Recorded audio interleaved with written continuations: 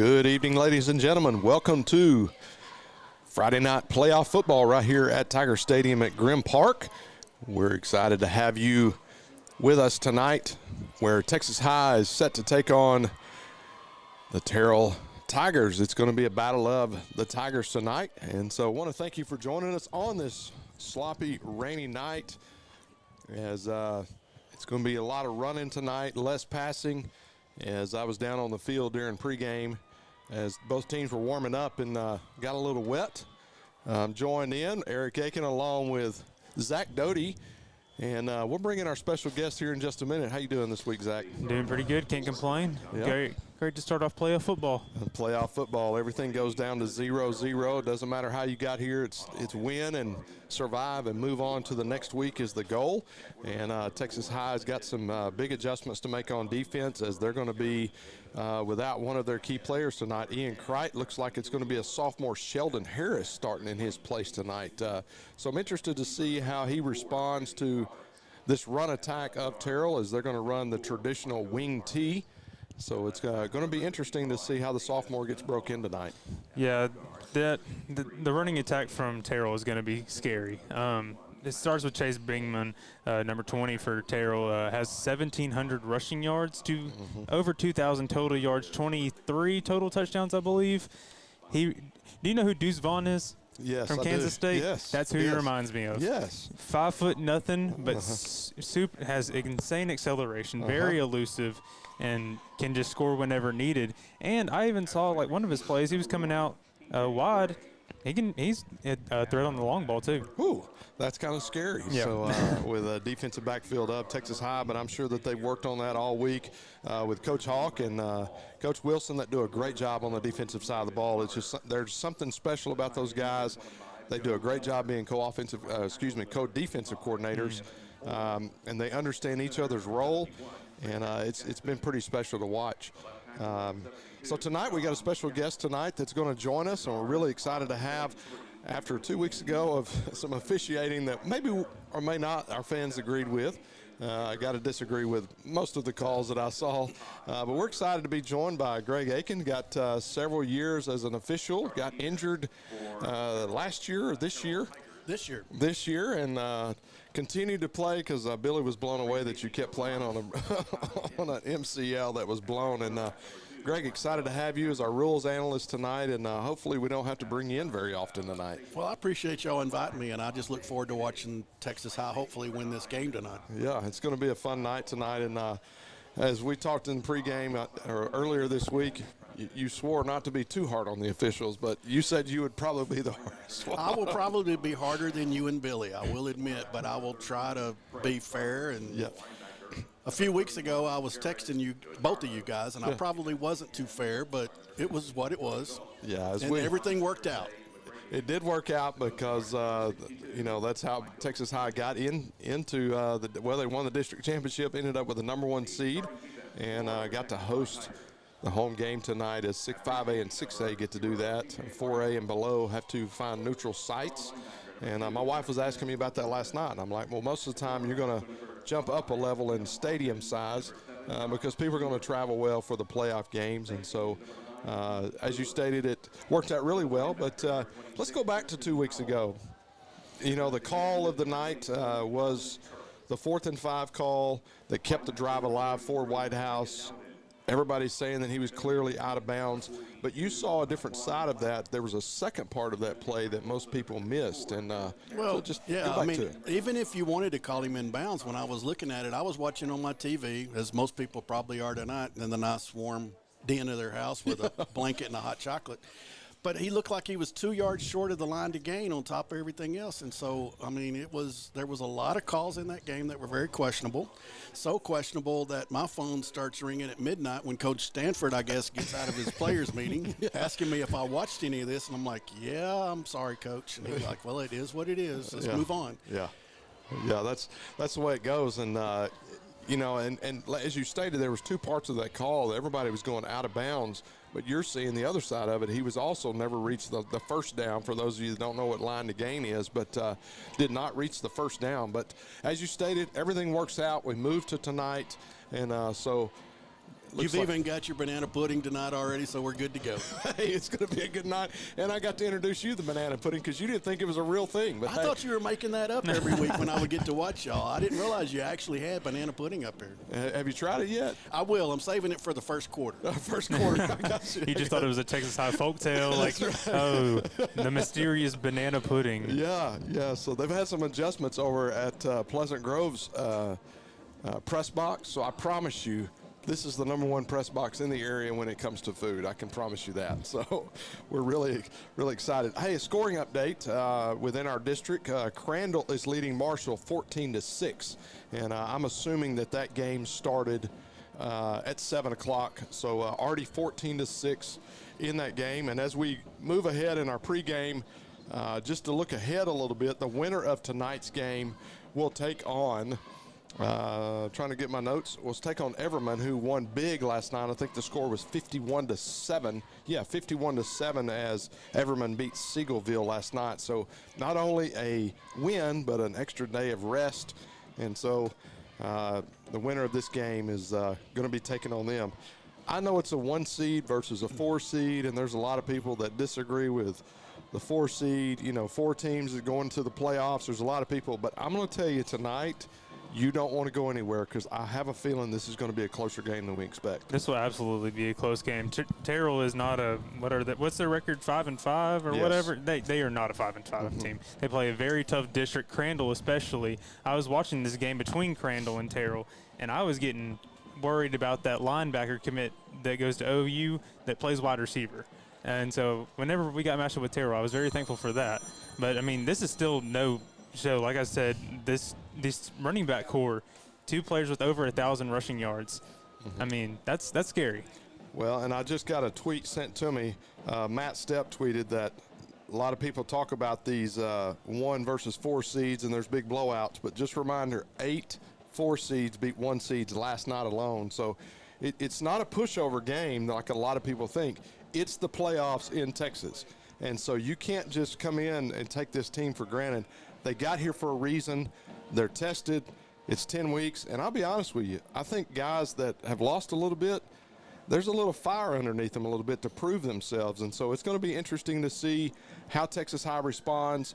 Is the defense going to fly around, or did they really focus into practice and it always shows up in the game on Friday night? Yeah, will the speed show up tonight in the rain? Yes. That's a good question for me. I'm curious to see how Texas High's wide receivers and defensive backs handle this rain. In the pregame when we were watching, the balls were getting wet, slick. They were having trouble holding on to them. The deep balls, they looked like they were catching better than the quick slants, which they throw a lot of. So I'm hoping that they can hang on to the ball tonight.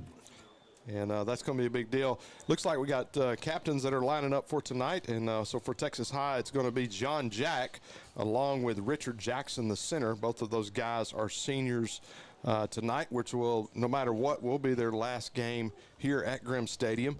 And for the Terrell Tigers, it's going to be number 10, Preston Kilgore, number 8, Terry Davis, number 1, Kanye Nix, and number 20, who you were talking about early, Chase Bingman. And so you were talking about him. As you can see, he's 5'0". And I promise you, get the ball in his hands, especially in that offense, it's going to be pretty special. Yeah, we talk about like our Brady Rogers, Bingman versus Tredarian Ball is kind of the way that I'm looking at it, especially with the weather. Is going to be a run-heavy game, which is what these two offenses want to do. And so I want to see what Tredarian can do on our side too. Yep. So going to bring Greg back in just real quick. We talk about it every week, just kind of this is a formality, but the coin flip happens way before this happens at the 50-yard line where the coaches are involved in that. Yeah, I would say 99% of the time the coin flip, he's actually flipping a coin, so one of the coaches must have declined the option of having it early. Because if you actually see him flip a coin, which he did, they're actually doing a coin toss tonight. So Here we go. Looks like Terrell won the toss. They're going to defer to the second half, and so Texas High will receive. So it's going to send that offense on the field. And speaking of offense, Doty, the offense looked really good early in the year. It's not that they look bad, but I just all week long have been kind of thinking about it. I just got to say, Texas High's got to finish drives tonight. That's the big story of tonight. Absolutely. Can not being stagnant, kind of getting not necessarily in a routine, kind of being all over the place. It seems like first 2 plays are run plays, and then kind of pass on third down and go from there. Yep. So kind of mix it up, see what you can do, open up the playbook. It's playoff football. This is a tough team, and we want to continue the season tonight. As you can see on your screen, the Terrell Tigers are entering the field as a couple of guys almost bit the dust there. I don't think they were expecting that. It looks like it's made of plastic. Yeah. I'm kind of entertained. I thought about 6 of them got clotheslined over there, but we wouldn't have been upset about that. But as long as there's no injuries. And it looks like the tunnel's loaded. The Tiger King himself is loading up the smoke. Got fire extinguishers. They had to take the tee down because of the wind and the rain that's kind of blowing through, and it's blowing right into that tee. Pre-game videos being played, and it's almost playoff time here at Tiger Stadium. And if you can't tell, it's pretty exciting here, as it looks like the captains, John Jack and Richard Jackson, are going to be leading the guys out. And so those speedsters, we just hope they don't get run over there. So glad they're big guys. And something I want to point out is they usually lead with the Texas flag. It looks like they're going to be leading with service flags today. Happy Veterans Day to everybody, and thank you for everybody's service out there if you have served for our country. Yep. So we were talking before we came on the air. My dad was a veteran. He'll actually be 80 years old this next week. 80 years young. 80's getting younger by the day. I'm going to tell you, he is young, still working full-time doing heating and air conditioning, and I don't think he's going to slow down anytime soon. So here we go. The Tiger Kings lighting it up as the smoke bombs are going off. Fortunately for all the officials, it's going to blow that direction, not across the crowd, as we've had fog before. And so here come your Texas High Tigers with those service flags. Happy Veterans Day to all of you that have served and are serving. And the 1977 Buick horn continues to blow here at Tiger Stadium. And those that are down there in the general admission seats just got smoked out in the first 2 rows. So it gets to be entertaining, and I've noticed that they didn't let the players carry the torch anymore. I don't know if you knew, Greg, but no. But there was 2 burn marks because they fell off they didn't get taped well. So yeah, that was a one-time thing. Yes. The Burowitz Lavender Engineering didn't work out how we planned, and we had to replace a few spots on the turf. Yeah. So as you can see on your screen, the kickoff return team is getting set to receive the kick. As special teams coaches out there getting them all lined up and ready to go. Texas High in those all-black uniforms. It's blackout night here at Tiger Stadium with those white helmets with the old-school T on the side. We used to not say old school, but it's kind of become old school because they've got that written-out Tigers on the side of the helmets. Yeah, and last year with that kind of like shiny, like Missouri-type Tiger logo with the hollowed-out T on the other side, it is a throwback in a way. Yeah. Have you ever had a team that's had to change uniforms because you couldn't see them? I'm not going to name the team, but we had that happen one time here locally. Oh, wow. So we'll go to that, and we ended up kind of compromising and charging them a timeout at the beginning of the first quarter and a timeout in the beginning of the third quarter, and it had to go all the way to Austin to figure out if these jerseys were legal or not legal, and so. Who was right? We were right, but they compromised with the school and let them go ahead and wear those again because they had spent the money and said, don't let it happen again. I get it. Because it is, I'm going to tell you from up here, it gets challenging to read some of the numbers. And then some of the kids, so like a 33 or 88, will pull it up, and so you don't know which one's which. Well, the rule's very clear. Starting with rules already, it says contrasting colors. Yep. Well, black and dark gray are not contrasting in my 6th grade art class. I don't know about you. But. Yeah. Here we go. We're set to kick it off, and kicking off for the Tigers is going to be Colton Brunke, and the kick is up, and we are underway here at Tiger Stadium. Going to be received at the 4-yard line, and he's going to get it out across the 20. A great return to the 25. It's going to be Keith Lewis on the return, and Texas High will take over right there at the 26-yard line, 1st and 10 for the Tigers. Yeah, great start by the Tigers, getting pretty good field position past the touchback mark, and hopefully David J. and this offense can get it started. So going to be on the 1st and 10 at the 27 as Potter enters in. Going to be Javari Johnson in at running back. Going to be Omarion Reese getting the start tonight at receiver, along with Brandon Hall and TJ Gray. Great good carry. Start. Great carry up the middle. Going to be 2nd down and 3 after a 7-yard gain. Number 9, Alusine Fofana for Terrell. Kind of got the first stop there. So looks like they've moved some people around. Going to be number 19, Williams, at the H-back position. Potter gets it out to Dangerfield. Dangerfield on the reception. Going to have plenty for a 1st and 10 at the 41-yard line. Great way to start. Already a first down, 2 plays in. Exactly what the Tigers need to keep it going. I can promise you've been to a Texas High practice this week. Every ball has been wet all week long, as the offensive coordinator, Clint Toon, is big on that, along with Coach Stanford, to make sure these guys understand the responsibility of carrying a wet ball. Going to get across the tee, out across into Tiger territory. I almost called it Terrell, as our announcer said earlier. Terrell territory, Terrell Tigers, as you can see on your replay. Johnson on the carry. And so Potter's going to take it. It's going to be false start entire offensive line, and Johnson had a clear path up the middle. So far, Texas has been able to run between the tackles real well. The holes have been huge. Yep, that offensive line is pretty special, and that's one thing I saw about the defensive line of Terrell is it's they're a little slower than you think, and I don't think they've played an offensive line like Texas High's. And Briley Barron leads that offensive line. It's what you want to see out of an offensive lineman. Division I offers across the board. 1st and 15. Johnson on the carry, dances his way back across the tee. Going to get it back into Tiger territory, and going to get some of that penalty yards back, but going to be 2nd down and 12 after the 3-yard gain. I like how quick the Tiger offense is moving in this game, keeping the pace pretty high so far, and looking to continue and kind of wear out this defense early on. So going to be Omarion Reese, Dangerfield, and TJ Gray in at receiver tonight. So brings up 2nd down and 11. Potter back to pass. He's got a man. It's going to be TJ Gray, and it's going to bring up 3rd down and short after the great pitch and catch, as Potter got it out quickly to Gray. And if you're going to be in a 3rd down situation, that's where you want to be. 3rd and 2, it looks like. Yep. Can kind of open the playbook and kind of do anything. So it brings up 3rd down and 2. I would imagine four down territory at this spot. There's going a to hand hole. it off to Johnson. He's got a hole up the middle, and he's going to have plenty for the 1st down. Gets it down to the 29-yard line of the Tigers. Seeing a lot of Javari Johnson so far early in this game. He looks like he's going to be taking a load for most of it, which he has most of the season. Yep. And then using Tredarian whenever we need him.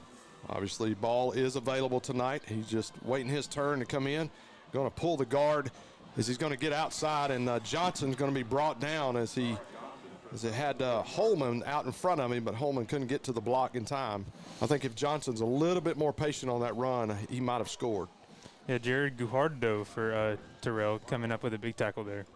So going to bring in ball as Johnson's going to get a breather as Potter gets the signal from the sideline, as you stated earlier, Doty. They are going fast tonight. Ball with the carry up the middle, and he's going to have a nice gain on the play. Going to bring up 3rd down and 3 on the play.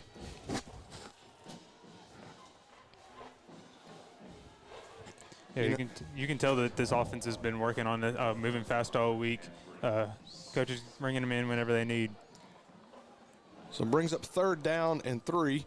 Going to hand it off to Ball. Ball's going to be patient. He waits for that block. Going to be across the 10-yard line and knocked out of bounds at the 5-yard line. Brings up 1st and goal. Ball will be spotted at the 5 of the Terrell Tigers. And speaking of Tigers, we want to welcome in the Tiger King, Billy Lavender. Hoping to get here for a score. Yep. How about this? We got Greg Aiken on telling helping you. us out, our rule analyst. I'm telling Hadn't you. needed him so far. Well, not in this game. Yeah. So ball is going to get slung down a little bit. Going to be It's going to be 2nd and goal. They're going to spot it at the 2-yard line. Boy, I was watching a lot of plays, or a lot of practice plays before the game, and boy, that ball is slick, and just the passing and catching just didn't look good. And for us to come out and have a couple of quick passes, it's good to get some old Mo. They're playing with a little spark tonight. You can tell that probably had a good week of practice. There's a new focus and a new team to play against, and so anxious to see what the defense is going to do tonight. But first, the offense, ball is going to dance up the middle. He's going to push towards the goal line, and it's going to be 3rd and goal at the 1. And going to send in Johnson this time as ball comes out of the game. Yeah, I'll tell you what, he's running hard, but he's getting banged up in there, but put in a fresh back and see what he's got.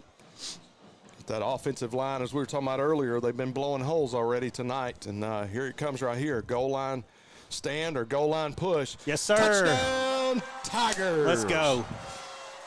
Let's go.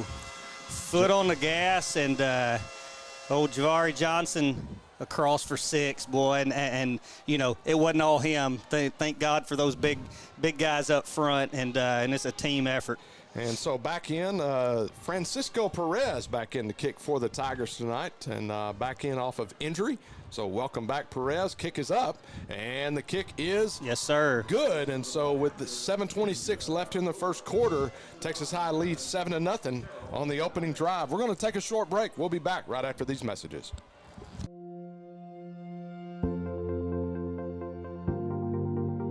We are excited to announce here at Texarkana Emergency Center and Hospital that we have expanded our capabilities to better serve our community. As a hospital, we have the capability for inpatient services. After your outstanding emergency care, we can smoothly transition you into one of our new inpatient rooms that have telemetry monitors in every room to continue your concierge medicine care. While our patients continue receiving their care in their inpatient suites, we also make sure that your loved ones are taken care of with our outstanding facilities. Our added services include a procedure room and also the capability of MRIs. With our imaging, we are able to offer outpatient, inpatient, and emergency room, MRI, CT, ultrasound, and X-ray. We are honored by your support and look forward to serving all your future medical needs.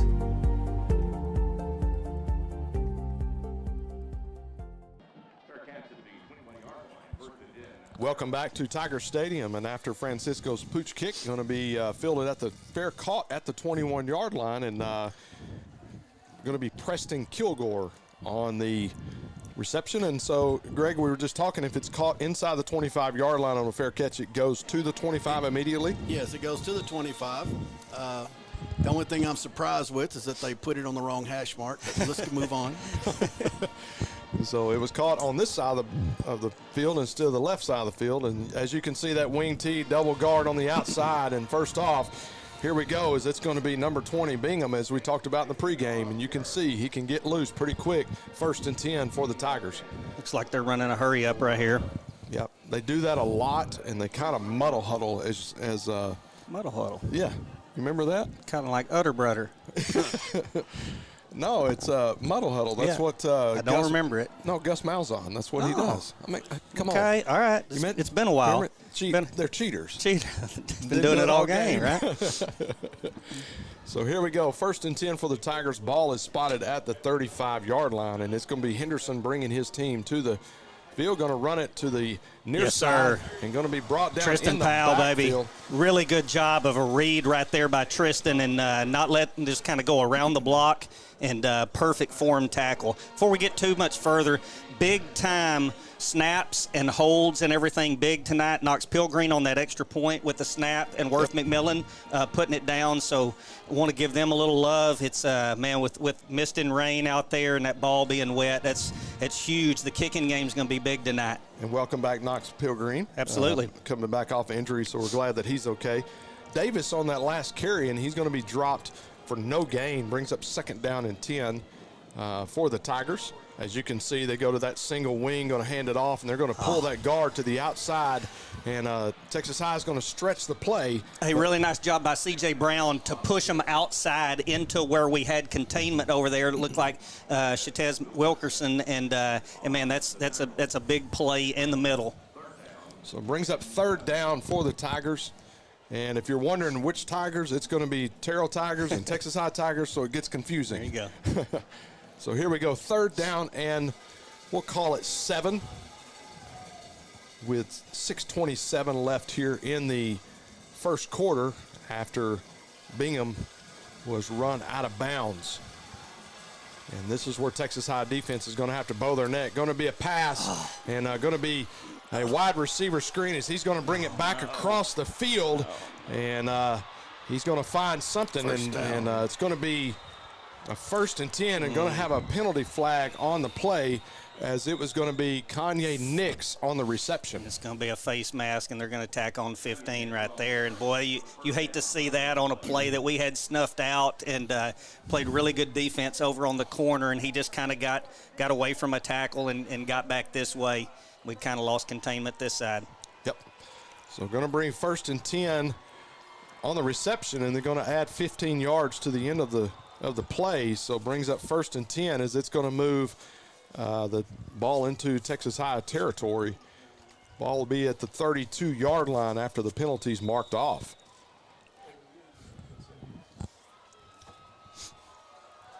So going to be Davis and Bingham in the backfield. Going to show Strong to the left once again, and they're going to be stuffed at the line of scrimmage, as Texas High, you can tell, has worked on it all week. And they're not going to allow that run game to run up the middle at all tonight. So it brings up 2nd down and 10 after a host of Tigers. Brings down Davis. You know, back to that face mask. There's a 5-yard face mask and a 15. Is that right? Or is it still just 15? Just 15. Okay. So, because usually there's an inadvertent face mask, you know, I guess that's at the higher level. Makes it easier for the officials in high school. So we're going to get it back to Bingham, as it's going to be pitched straight back to him, and he's a patient runner and going to bounce it outside. He's going to be free, going to be run out of bounds at the 10-yard line. Brings up 1st and goal for the Tigers, as he was just patient behind his blockers. Really patient right there, and the thing is what patience does is it makes the defense keep their containment for longer, and it makes you want to shut up and watch the play. So going to be a copy play, going to come right back to the other side. Shatez, baby, got in there, came off the block, and got a really good tackle right there. A lot of times you'll see coaches on the sidelines, you'll see them do something like a menu or a copy, and all that is to flip to the other side, run the same play, and that's what you saw there on that play. And so I'm sure that coaching staff at Texas High has taken note of that when they run hurry up, they just flip to the other side most likely. Look at you. That's what I'm talking about. You prepared too. He's prepared too. He's been reading. That's what I'm talking about. Well, been around it a little bit. So I'm going to fake the handoff. Going to try to get across the middle. Touchdown Tigers, as it's going to be number 35. Looks like I'm going to have to say Terrell on that. Yeah. Trying to get a number on that. Going to be number 33. I apologize for you that are listening. We don't have a number 33 on the roster. If it's not in the book, we're going to throw a flag on it. We'll just say Jamie Foxx. He's from Is he from there? Terrell. That's right. Yeah, so kick is up, and the kick is good. So with 4:23 left here in the first quarter, Terrell drives down the field and ties it up 7-7. We're going to take a short break. Offside defense. Had a flag on the play, offside defense, and so they're going to be declined. We're going to take a short break. We'll be back in just a few moments.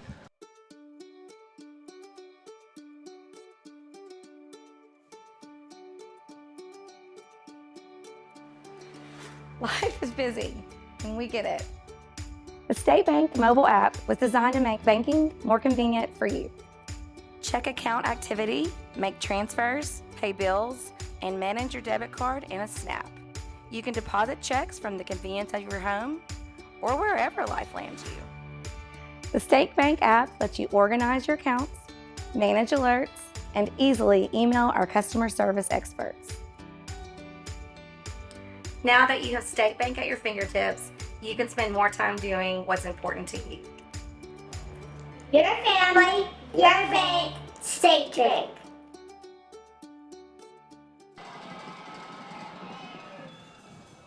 It's going to be Brunke on the kick, and it's going to be received at the 2-yard line by Ball. Ball's going to get it out across the 20-yard line to about the 23-yard line. And so as we went to break, had a flag on the extra point offsides. They decline it.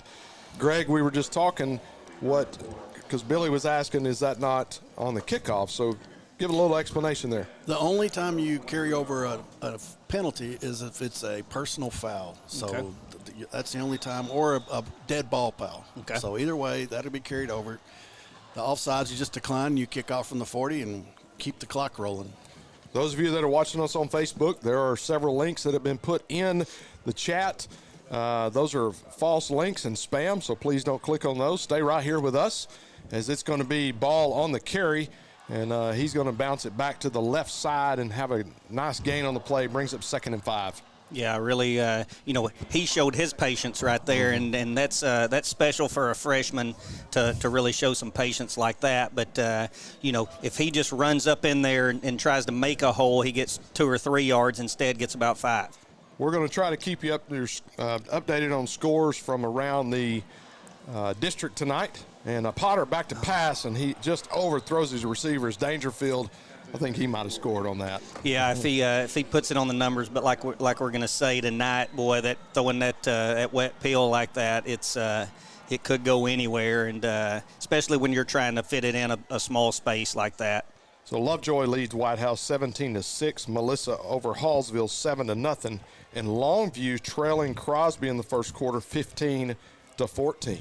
And Crandall. Give you an update there. Crandall leads Marshall in the second quarter 21-14. Potter back to pass. He's got Dangerfield. Nice. And a great catch by Dangerfield there. Going to bring up 1st and 10 for the Tigers.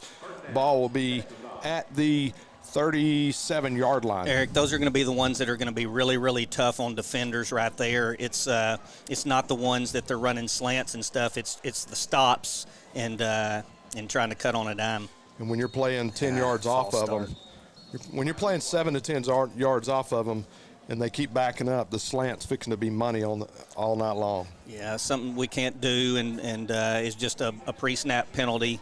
Looked like maybe 73 jumped over there on the right side, but want to see my friend Jamie Thomas, Coach Thomas over at New Boston. Want to congratulate them on the bi-district win last night and becoming bi-district champs over there. The New Boston Lions winning last night, along with Josh Gibson over at Pleasant Grove, winning big last night against Van. Oh, nice run. Ball just stumbled, or he might have gotten a few more yards. Going to get the penalty yards back and then some. Going to be at the 40-yard line. Brings up 2nd down and 7. Yeah, that's what you want to do right there, especially just a run, and offensive line opens a really good hole, and he shoots through it. And, man, when you pick up 7-8 yards like that after a false start, that's big. So Potter in. Going to hand it off once again. The ball's going to dance up the middle, gets it out to the tee. Really good. And should be a 1st and 10 on the play as officials stop the clock on. They moved on the first down. Going to bring 1st and 10. And as I heard one of the guys say, I can't remember who I was watching, but it was move those chains. Yes, sir. Yes, sir. That's the name of the game right here, especially in this game with the weather like it is, and another time of those offensive linemen holding their blocks and balls just dancing around them. So 1st and 10 as we get inside of 2:15 and counting. Going to be right up the middle, man. What a hole that was blown there. Greg, I think you could have run through that. Maybe could have. I thought he was going to break it for more than that when I saw the hole on it. Yeah. So that linebacker stayed put and did a good job. So it brings up 2nd down and 4. Well, the Texas High ball boys are doing a good job of getting new balls in and Man, out. I'm telling you, every little detail in a game like this is huge. And especially in a wet game like you talked about. So going to hand it off to Johnson. Attaboy. Johnson going to have another 1st down, and we're going to have looks like, what do you got, Greg? Got a I'm flag. thinking it's going to be a hold on the wing out there. And like we were talking earlier, I'm going to see what was he calling? He was around to the side of him. That's what he's calling. We were talking earlier. They were asking my philosophy on calling games, and I've always said if it doesn't impact the play, you keep the flag in your pocket. Yeah, and that was way back That was behind way it. away Yeah. from the play. Yeah. I thought they were just dancing together. I didn't think they were holding each other. I mean, what are you supposed to do when you dance? I thought if Bradley got a hold of him, we were going to be feeding them pancakes right there. That's right. That's right. So going to bring up second down and long after the holding call. Now, is holding a spot foul? If it's in advance of the line of scrimmage, it's a spot foul. That one was behind the line, so you go back to the previous spot. Gotcha. So it brings up second down and 14. Oh, the right guard jumped again. And so going to be, hate to call his name, but it's going to be Gaines on the jump. And so seems like the linemen always get called out when they do something wrong. But I don't know. We've been giving them some love on Yeah. some good blocks. Let's just get that ball snapped, and now we got second and got to make New Boston. Now, did you see the umpire come out of there crossing his arms and yelling at Yeah, everybody? what was that? 2 chains for the first down, so don't get confused. I thought that was a rapper. 2 chains. They'll bring up second down and long. It's second and 20 before the run, and going to be brought down at the 38-yard line. Brings up third down and forever for the Tigers. I'm looking for a little screen pass right here. I hadn't seen that, and be a good time to run it right here. May run it right, get some blocks, may hit your head on the goalpost. So we're inside of a minute. I think this is the fastest first quarter we've seen at Tiger Stadium all season long, as we are inside of a minute here. Potter back to pass as we expected. Going to go downfield. He's got a man. Dangerfield breaks free. He's across the 35, and a great pitch and catch. And Dangerfield's brought down. You can see on your Texar replay as Potter's going to get it right across the middle as Dangerfield breaks free. Hits him right on his inside shoulder. Dangerfield catches it with 2 hands. You know, the big deal is securing that ball and not trying to turn and run like you normally would on a dry night. But really good job by senior Dangerfield, and huge third down conversion from Potter to Dangerfield. And looks like he's got a timeout for Terrell, and we're going to keep it here as we're at 17 seconds left in the first quarter. And so after, man, what a pitch and catch there. I mean, it was third down and forever. And, man, offensive coordinator believes in his quarterback when he can drop back and let him fire in that situation. Y'all had to say something about the game going fast, didn't you? That's right. He's been known to do that a time or two. Thanks, Billy, for bringing that up. So, hey, in a scoring update, Crandall leads Marshall 28-14. And so Marshall came back big last week. I tell you, the one thing about Marshall that I saw is when I left that night, and it was a close game, if you'll remember. And, of course, I've met Coach Alvarez and been around him a little bit. But those kids, I hadn't seen this in Marshall in a long time. Those kids were crying after that loss. And that just tells me they love their coach that much. And he had them believing they could win. And so, I mean, that's huge. And so, honestly, do you want Marshall to get better? No, you want to be able to beat them, but that helps the district be better, and especially in the playoffs. I mean, it just gets you ready for the playoffs. Iron sharpens iron, too. You want to play some people that'll give you some fight. First and 10 for the Tigers as we resume play late here in the first quarter. Going to hand it off to Johnson right straight up the middle. Gets behind that offensive line, has a gain of 4, and that's going to take us to the end of the first quarter where the game is tied by both Tigers 7-7. We're going to take a short break. When we come back, we'll have the second quarter. Stay tuned.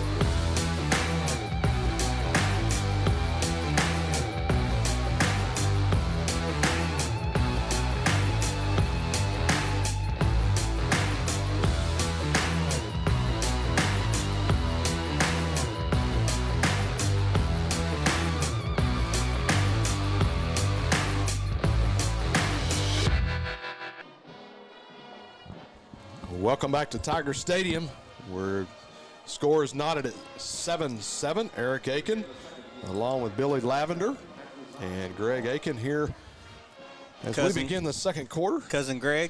Cousin Greg. Cousin Terrell. I thought we jumped that. I did too. So it's going to be Johnson up the middle, and he's going to be bounces it out to on the right side, and going to be just short of the first down. You know, we talked a little bit about how fast it was going, but it was a smooth fast. You know, I mean, there were a few short penalties, but really, you know, no turnovers, no, you know, big time deals. Just two teams that drove down the field and scored, and Tigers are driving right here, 3rd and 1. Talking about Cousins a while ago, we got Cousin Eddie up here that's keeping us updated on all of our scores. Oh, yeah, nice move. Johnson going to bounce it outside. And, hey, it was a nice move, but man, pour some syrup out there on Bradley. He absolutely decleated that guy and pinned him to the turf, and it was a really good cut off of that. Was that Javari Johnson? Yeah. So going to be 1st and 10 for the Tigers after the great gain by Javari Johnson. And a little scoring update as we wait for the next play. Longview 21-15 over Crosby. That's one of my favorite coaches in the world. Coach King. Yeah. Yep. He's a legend here in Texas, that's for sure. And for us at Texas High, we're watching the Crosby because they moved up to 6A Division II. Or 5A Division I, excuse me. And so they're the ones that have knocked Texas High out the last 2 years. So interested to see how they match up to Longview. So we're going to bring up 2nd down and 10. We've got the wind in the second quarter now. That's for sure. You can tell that on that pass. Going to hand it off to Johnson. Johnson's going to bounce it. Good patience and it's good going to be cutback. cut free. Touchdown, Tigers. It happened so fast, couldn't even get it out. Yes, sir. And Paul down there on the horn. I love it when I hear that horn because you know something good's happened for the Texas High Tigers, and really good cut by Javari Johnson, and man, it was clear sailing to the right side of the line. And I'm going to tell you, you couldn't pick a better guy that loves Texas High like Paul to be the horn guy. Oh, man, no doubt. So Paul Beard. It's going to be Perez on the kick once again. And kick is up, and looks like the kick is going to be good. So with 10:55 left here in the second quarter, Texas High takes the lead, 14-7. We'll take a short break. We'll be back. Here at Texarkana College, it is our mission to advance. All right, let's get real. We do things differently at Texarkana College. We understand the real world, and we know how to prepare our students.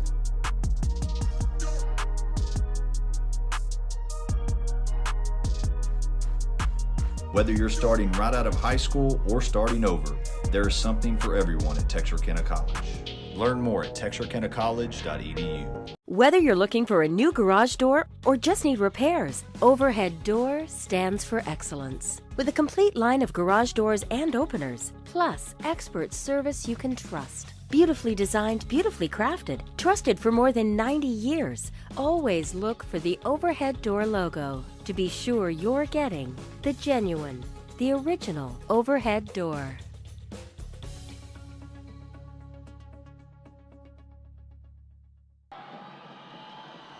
And we are back here at Tiger Stadium, set to kick off after the score by Texas High is Perez, and he's going to pooch kick it, and is this going to be fair caught inside the 25-yard line?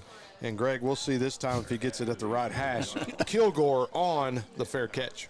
Yeah, and I think Texas High will take that kick and give it to them on the 25 all night, because what you don't want to do is you don't want to kick it deep in a guy, because when that field's wet, the runner, the offensive guy, has the advantage, and it can get testy sometime when a guy runs down and doesn't break down. If you can't see it on your screen, obviously you can see it's a little bit foggy, but it's just like this blowing mist that's here. But it is. It's the kind I like in my shower. Okay. I really don't want to talk about your shower, but okay. So going to be Davis on the carry, and he's going to have a short gain. Brings up 2nd down and 9. I tell you, I think Texas High will take that every play, because what's happened is they're running that to the short side, and it allows them to have that extra blocker or tackler out there called the sideline. Yeah.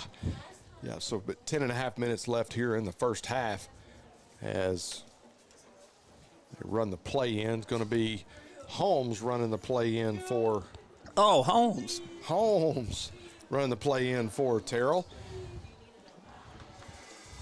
So going to be strong right. He's going to fake the handoff, comes back inside. Boy. And almost had a face mask there. He grabbed him up high on it. But Brandon Childs was the first one that got his big paw on him. And then I can't remember whether it was Dowden or who that brought him down. But I think Childs tried to decapitate him. He said, "Childs, please," is what he did. And it brings up a 3rd and long. And we hadn't had them in a while. And, man, if you can hold them and make them punt right here, they're not in 4-down territory. And it'd be a big play right here for Coach Hawk and Coach AJ's defense. So here comes a 3rd and 7 play for Terrell. Going to hand it off to their playmaker, Bingham. Nice. Bingham's going to get a little bit, but not enough for the first down. Going to bring up 4th down, and I would assume they would punt, but you just never know. I don't. It's the playoffs in Texas. Don't jump. Watch the ball right here. That's what they're telling them. They're going to stay in defense for a little bit, and then they'll put who is that? Keith Lewis back. So it's going to be Bronke who's going to have all of the kicking duties tonight. He is the place kicker and the punter for the Terrell Tigers. Good snap. And he's good going to kick. get a good kick, and Lewis is going to be able to field it. Going to get it back. There you go. Across the 50-yard line, down at the 49. And if I you're Lewis, that's a great job by not letting it go. He got he caught the ball and got north and south and got about 5 or 6 yards. And you start trying to run sideways and lose. That's all you want to do. And we're on their side of the field right here. So going to be 1st and 10 at the Terrell Tiger 49-yard line. Take that back at the 50-yard line. So we're not on their side. It's our 50, right? I think it's at their 50. Here we go. Brian Bolt, we need you back immediately. So no brings question. Up 1st down and 10, and let's see if we can get one of those Bolt Madden plays coming up right here.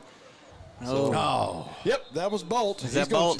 Bolt's going to jump Bolt. every time. So another scoring update. Melissa leads Hallsville 7-6. Man, that's a tight game. And Longview's up 28-15 as they probably settled in. John King probably called a timeout. Coach King over there and said, wonder wait. if it's raining there. It's a lot of scoring. Yep. So brings up 1st down and 15. And going to get a pass across the middle pass. to Dangerfield. And going to bring 1st and 10 as it's going to be a 15-yard gain. Really good job. Look at the replay right here. Man, a tight spiral right to Dangerfield, and all he's going to do is catch it for a 1st down. Dangerfield's been the go-to guy tonight as he tries to motion over. He's got one-on-one, and it's going to be ball on the carry, and he's going to have a gain of 1, 2nd and 9. I'll tell you what's big and what a lot of people don't watch for is watch David J. sell the fake. It's huge for a defender not to be able to see the ball, and if David J. just kind of hands it off and just kind of lollygags, then it doesn't force a defender to come out and cover him. So really big of him as a sophomore to do that. So going to be Johnson dancing. Going to get a gain of 3, brings up 3rd down, and we're going to call it 5, 6. At least he's dancing with the one that brung him. The biggest thing and Greg, you probably see this being an umpire, you see it a lot. The biggest issue with high school running backs is they get in the hole and they want to try to dance around and move instead of running north to south. And when you get to that college level, that's the moment you're fixing to get smoked. Yeah, there's no reason to dance whenever you're trying to gain 5 yards. So we get ball. He's patient, and he's got blockers out in front, and he's going to have plenty for a 1st and 10. And big old John Jack getting out in front of him, and man, he's following him around. Look, Coach Stanford didn't like that spot. So I don't know if it's about the spot. No, maybe it's not the spot because that's a 1st down. Yeah, I think it's there was either a chop out front or a defensive holding or something going on outside. So I would be willing to bet it was a low block on the defense, but I didn't see it. Yeah. That happened last night in the Pleasant Grove game I was watching. There was a chop block or a low block, and a lot of people were kind of shocked by that as the rain picks on the up. defense, wasn't it? Yeah, it was on the defense. So rain picks up here at Tiger Stadium. Look at the student section. They're not going anywhere. Look at the band. They're not going anywhere. High steppers. They're here for the long haul. This is the last time at Grimm, maybe. That's what I'm for talking the seniors. about. So we hear some shout-outs on Facebook from our man Big John Jack on the big pull block out there. So he's doing a great job. So it's going to be 3rd down for the Tigers. We're in 4-down territory right here. As the rain picks up, and you know what? For the rain, there's a great crowd here at no Texas doubt. High. Of course, there's all the umbrellas are out now. You can tell all the golfers and the non-golfers in the stadium. I can tell you that. Going to be a fun play as it's fight for the ball. Terrell has it. Terrell has it, and as we talked about in pregame, this could be the difference as the rain can make a big it's difference. Pouring. Yep. It is pouring down there. But if you're either team, this is where mental toughness has to come. Right. It doesn't matter what the weather is. We grown men, and it's time to go play football. That's right. When something bad happens, you step up when your back's against the wall, and that's what they're going to force the defense to do right here because it's blowing sideways. So, Greg, how many years were you official? 15. 15 years. And luckily, the guy I called with he's in his 40th year. Wow. Yeah. So I had some really good guys to call with over the years. But Bingham on the carry for Terrell, and he's going to be brought down by a host of Tigers. So this is a better spot to be in when this kind of weather and then down there on the field, isn't it, Greg? Yeah, especially as the umpire. Y'all saw me get upset a while ago when they were trying to get the dry ball in. They're trying to do it again here. Yeah. They're just going to run it over and hand it to him. And they're going to spot the ball. Brings up 2nd down and 5 after Bingham's carry. And Texas High's been very disciplined on that wing T offense as, First down. I was trying to, Chatez Wilkerson was reaching around his block. Did you see that? Yeah. His long paw and ended up being knocked out of bounds by C.J. Brown. So brings 1st and 10 for the Terrell Tigers as the Terrell band has said, we're done, and walking out. And it's going to be number 2, Hambrick on the carry. Excuse me, number 8. I apologize, folks. Going to be Terry Davis on the carry. This is a big drive right here for Texas High to bow their neck. Yep. So 1st down and 10 once again. There he is, pal. Attaboy. Where is? I think that's going to be a face mask. Yeah, when he first grabbed him. Yep. Boy, he called it from way back. But I tell you what I like to see is the linebackers able to get it inside from the inside to outside and get to him because of the speed of our defense. He didn't need to reach up and grab him, just goes directly through his numbers. Yep. So it'll be a 15-yard penalty and should be enough for a 1st down. Is that an automatic 1st down, Greg, on that? It's not. It's just if it's enough for a 1st down. Yeah, the good news is with these turf fields these days, the rain really doesn't affect you near as much as it used to. Yep. Personal foul is not a... You could be right, Billy. I was just sitting there thinking about the rain. Yeah, there's a lot of it, I can tell you that. Good job right there. Who's that? Chatez, I think. Yep, on the outside. He's fighting off his blocks, He's fighting off his blocks, and that's what you got to do is just keep your hands moving and keep your feet moving. Look at him. He's fired up. He said, this ain't my last game. Taquan Black on that side as well, as it's going to be Bingham once again. There he goes again. Good job. I'm going to tell you. Boy, he is having a game right here. Wilkerson might be the player of the game and the player of the week for Texarkana Game Day at the rate he's going just on this drive. He's had a game on this drive. So Henderson runs to the sideline to get the play. And just like Texas High, I'm sure they're in 4-down territory right here. So they're going to call a play that gets them 6-7 yards or try to. Looks like they may call a timeout here. Yeah, going to have to is.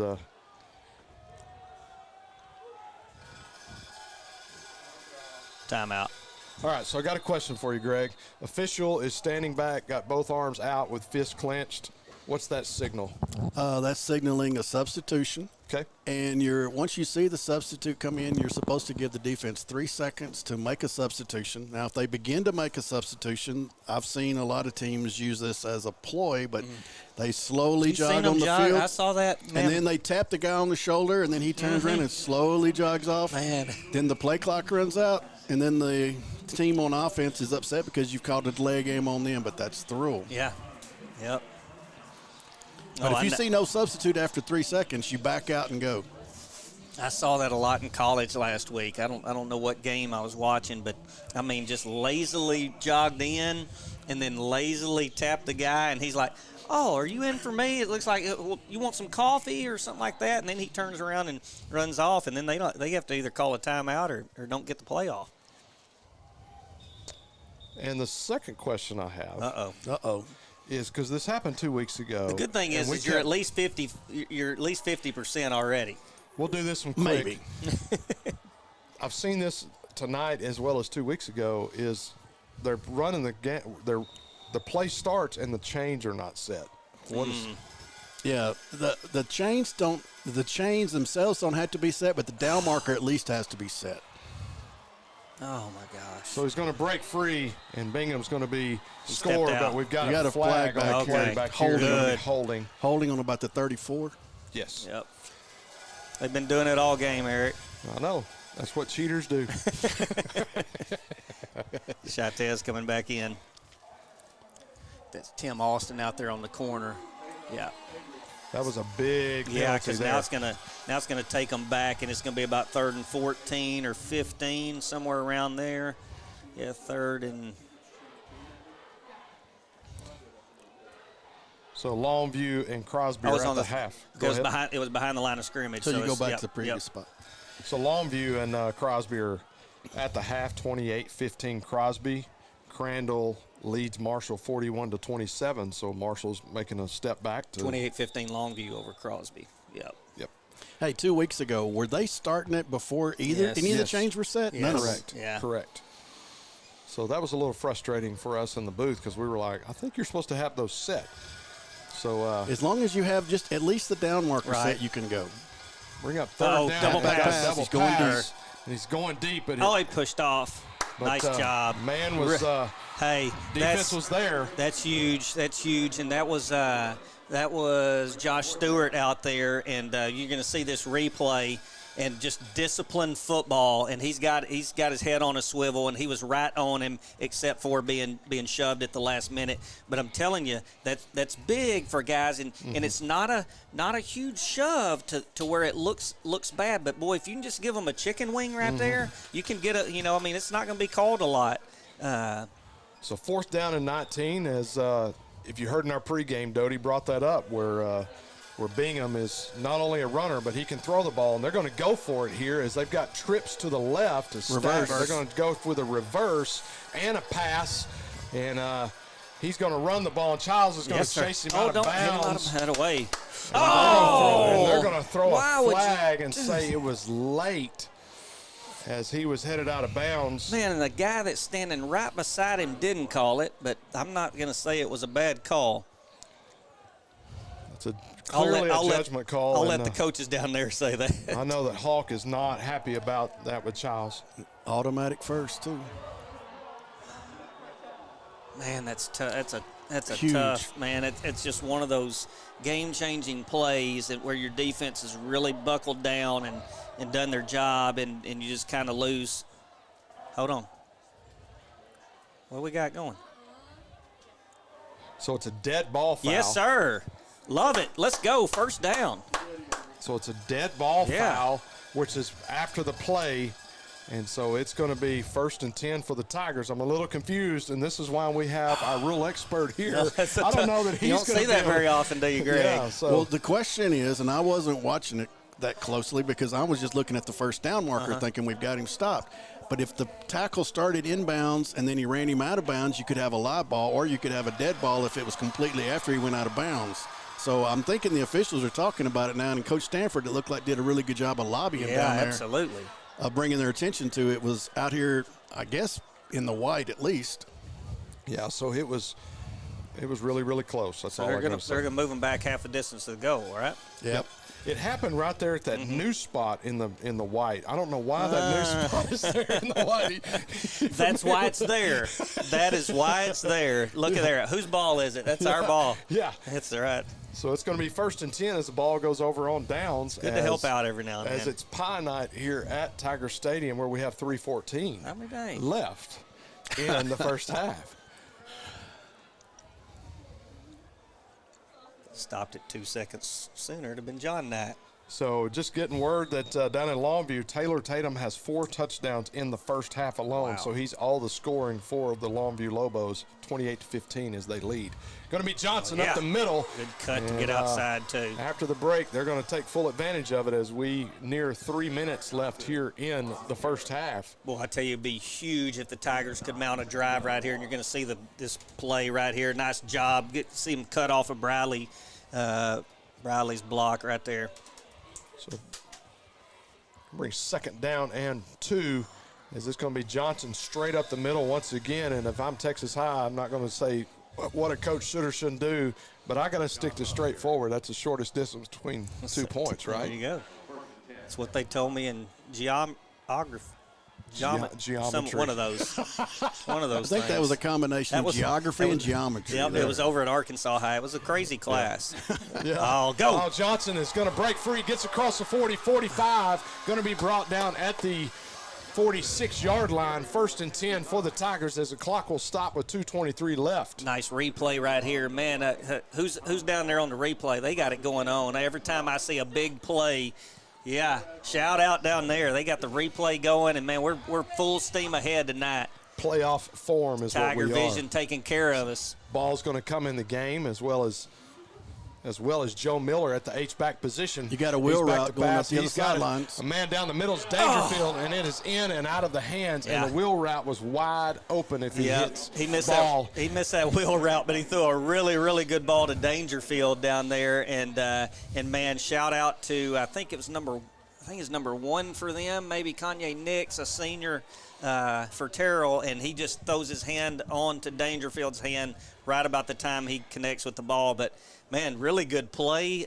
by Texas High, and they had 2 out there and forced the defender to make a choice. I bet you see that play again a little later. Absolutely. Yep. So bring up 2nd down and 10, and you're going to have let's see if we got a flag or a timeout. We're going to get both, I think. Yeah. Going to be a false start.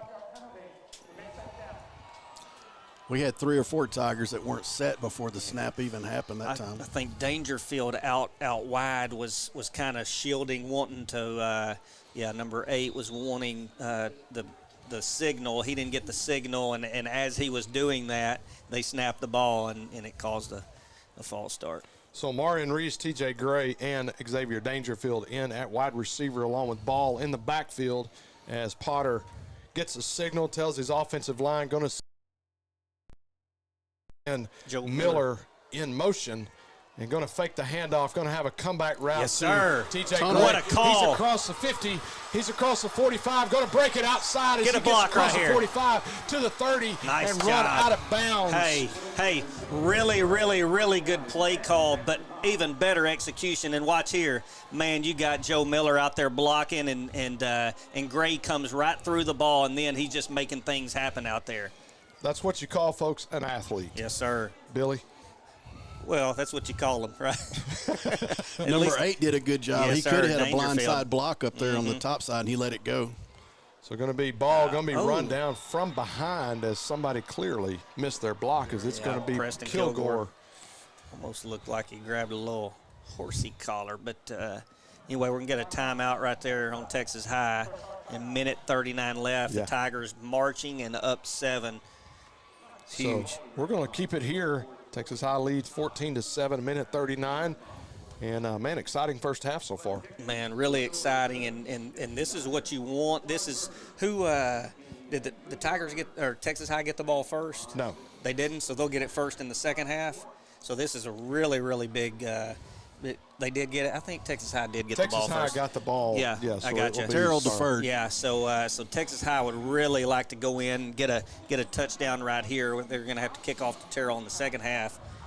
Lovejoy leads White House 17-12 at half, and Hallsville leads Melissa All right. 13-7. That would be a huge upset if they can pull that off. And Center leads LE 23-7. I'm just going to go on the record right now. Center's pretty special. Are they? Yes, and they could make a some run. noise in the playoffs. So as we wait resume of play here with 1:39 left, Texas High leads 14-7. Rain picking back up. Yep. And wind blowing sideways. And deer hunting's going to be really good in the morning. Yeah, so is that drive to Fayetteville, though. I met some guys. I had to run to Shreveport today to pick up some stuff, and I met some guys, and there's a bunch of them headed up the hill. I just told them. I hope they're not as excited coming back. Well, we hope not. Yeah. So, so Potter's going to get it, hand it off to Ball, and he's going to be. Yeah, they blitz that middle linebacker, number 31. Who's that, Jared? He's a junior, and man, he made a really good blitz, and Briley couldn't get a hold of him. So we're going to bring it third down and long, and we know what happened last time on third down and long. So here we go as we approach 1 minute left here in the first half. We're going to let the play clock roll down and let that clock go down just in case, so we don't give them the ball.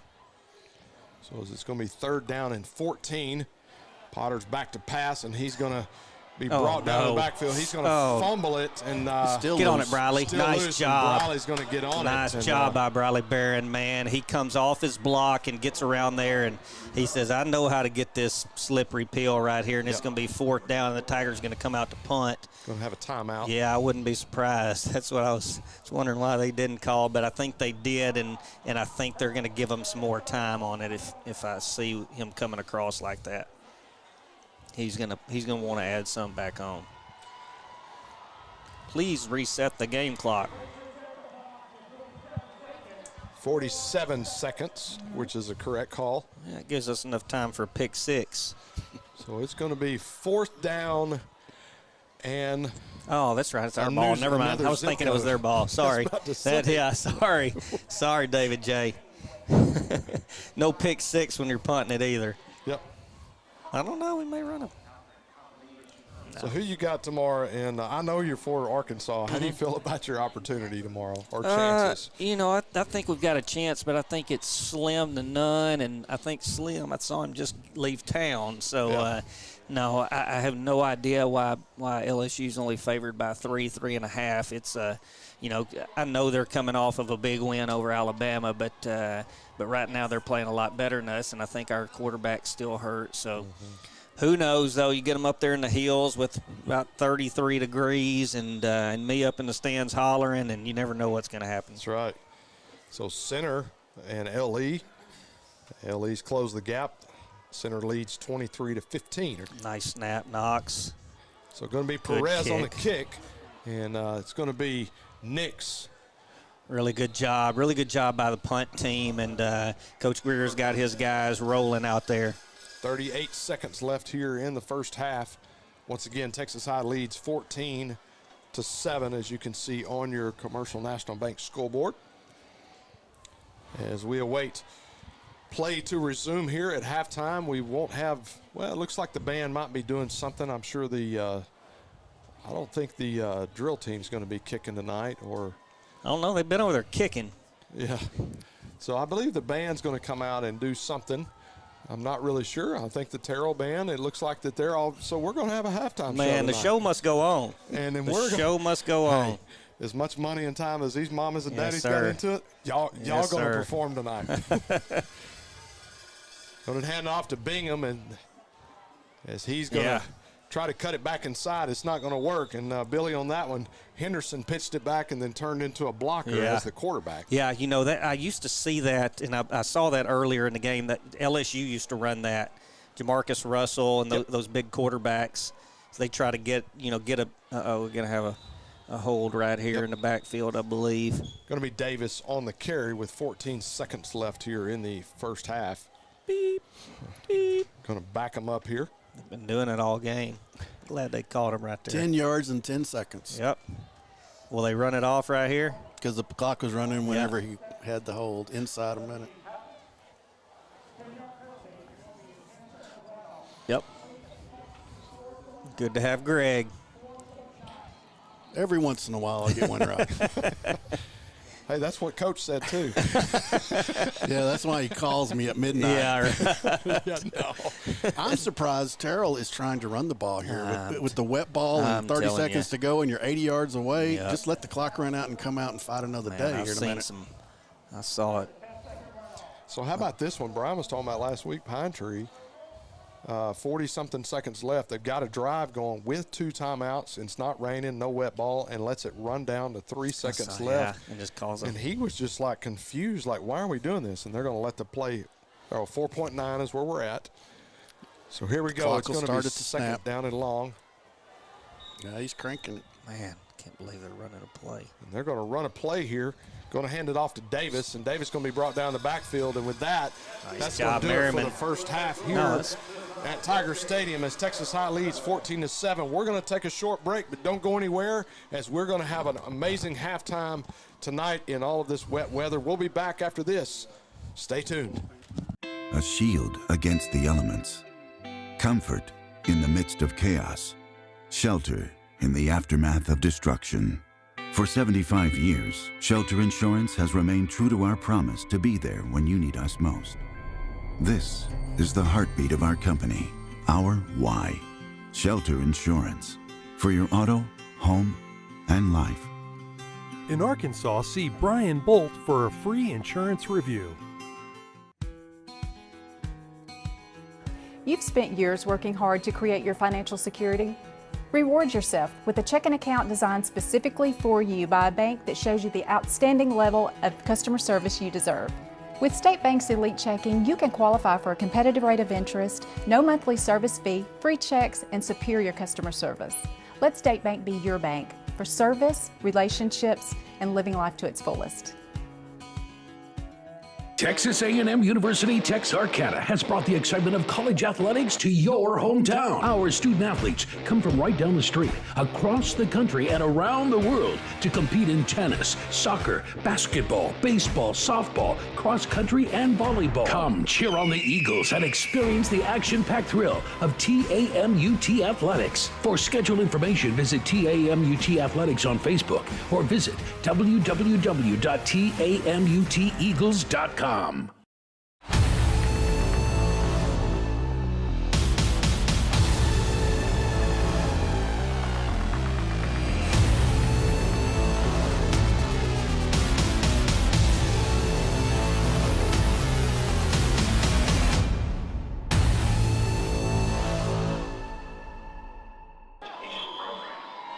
commitment to our students through funding of these upgrades will positively impact the lives of generations of students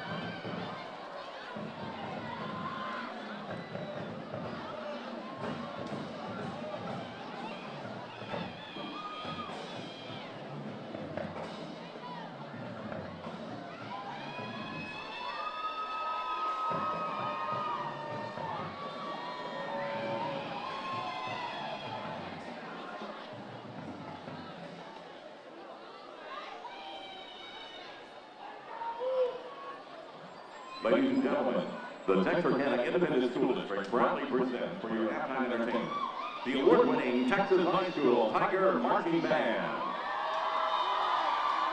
Tonight, they are joined by the TMS and Beginning Bands, and you're witnessing the first performance of the entire TISD band program and the future of the bands at Texas TISD all at once.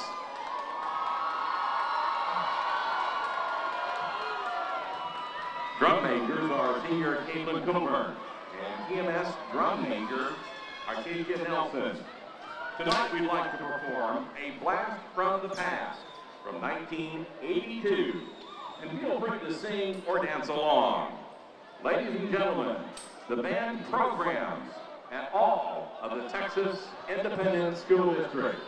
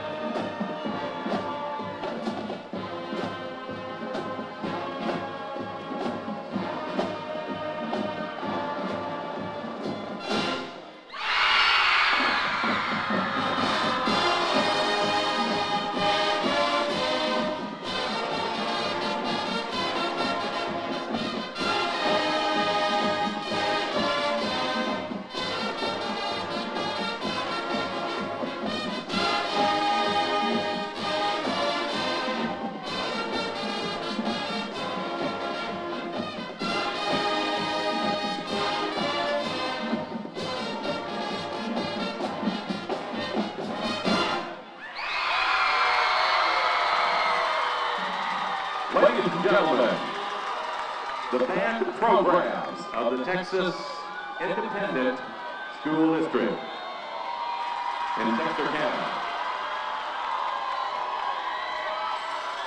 The Texas High School Marching Band along with the Texas Middle School Marching Band. And ladies and gentlemen, on this Veterans Day, the bands would like to express their gratitude to the men and women who have served and are serving in our U.S. Armed Forces. The sacrifices they and their families have made help safeguard our democracy and freedom.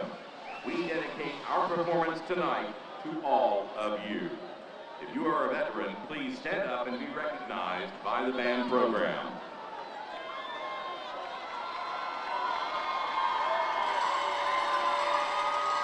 Drum major is Caitlin Colburn. Band captain is Darren Jackson. Other band officers are senior Caden Jordan, junior Katie Russell, sophomore Xavier Briggs, and freshmen Leila Williams and Francisco Inez. Band members of the week are woodwind Katie Russell, percussion Lord Kihas, and color guard Kylie Gillette. Also, Thank you for supporting the 2022 bond. Thank you so much for voting. We are so excited about the replacement campus for Spring Lake Park and Highland Park Elementaries. Thank you, thank you, thank you. Thank you, Texarkana ISD, for helping me keep our schools safe. Thank you, Texarkana ISD. Thank you for your support. Gracias por su apoyo. We couldn't have done it without you. Thank you for supporting our staff. Thank you for our school renovation. Thank you for giving me a head start on my future. Thank you for supporting our staff And students.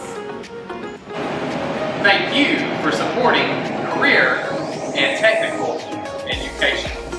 Thank you for helping us travel safely. Thanks to all of you for helping us to provide a brighter future for our students and our staff. Thank you for supporting me.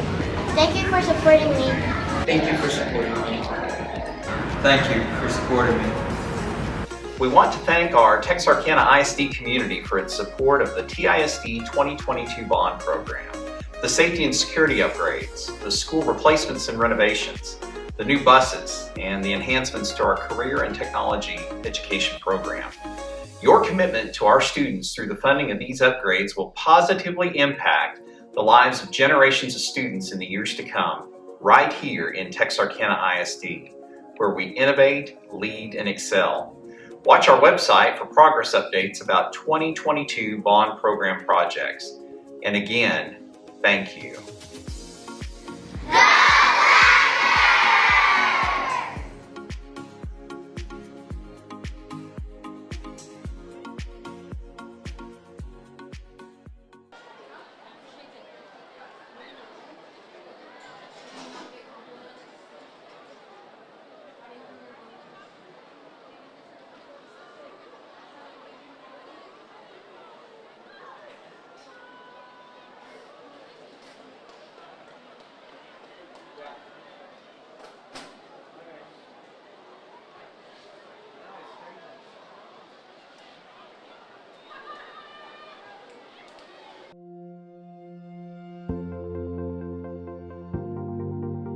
We are excited to announce here at Texarkana Emergency Center and Hospital that we have expanded our capabilities to better serve our community.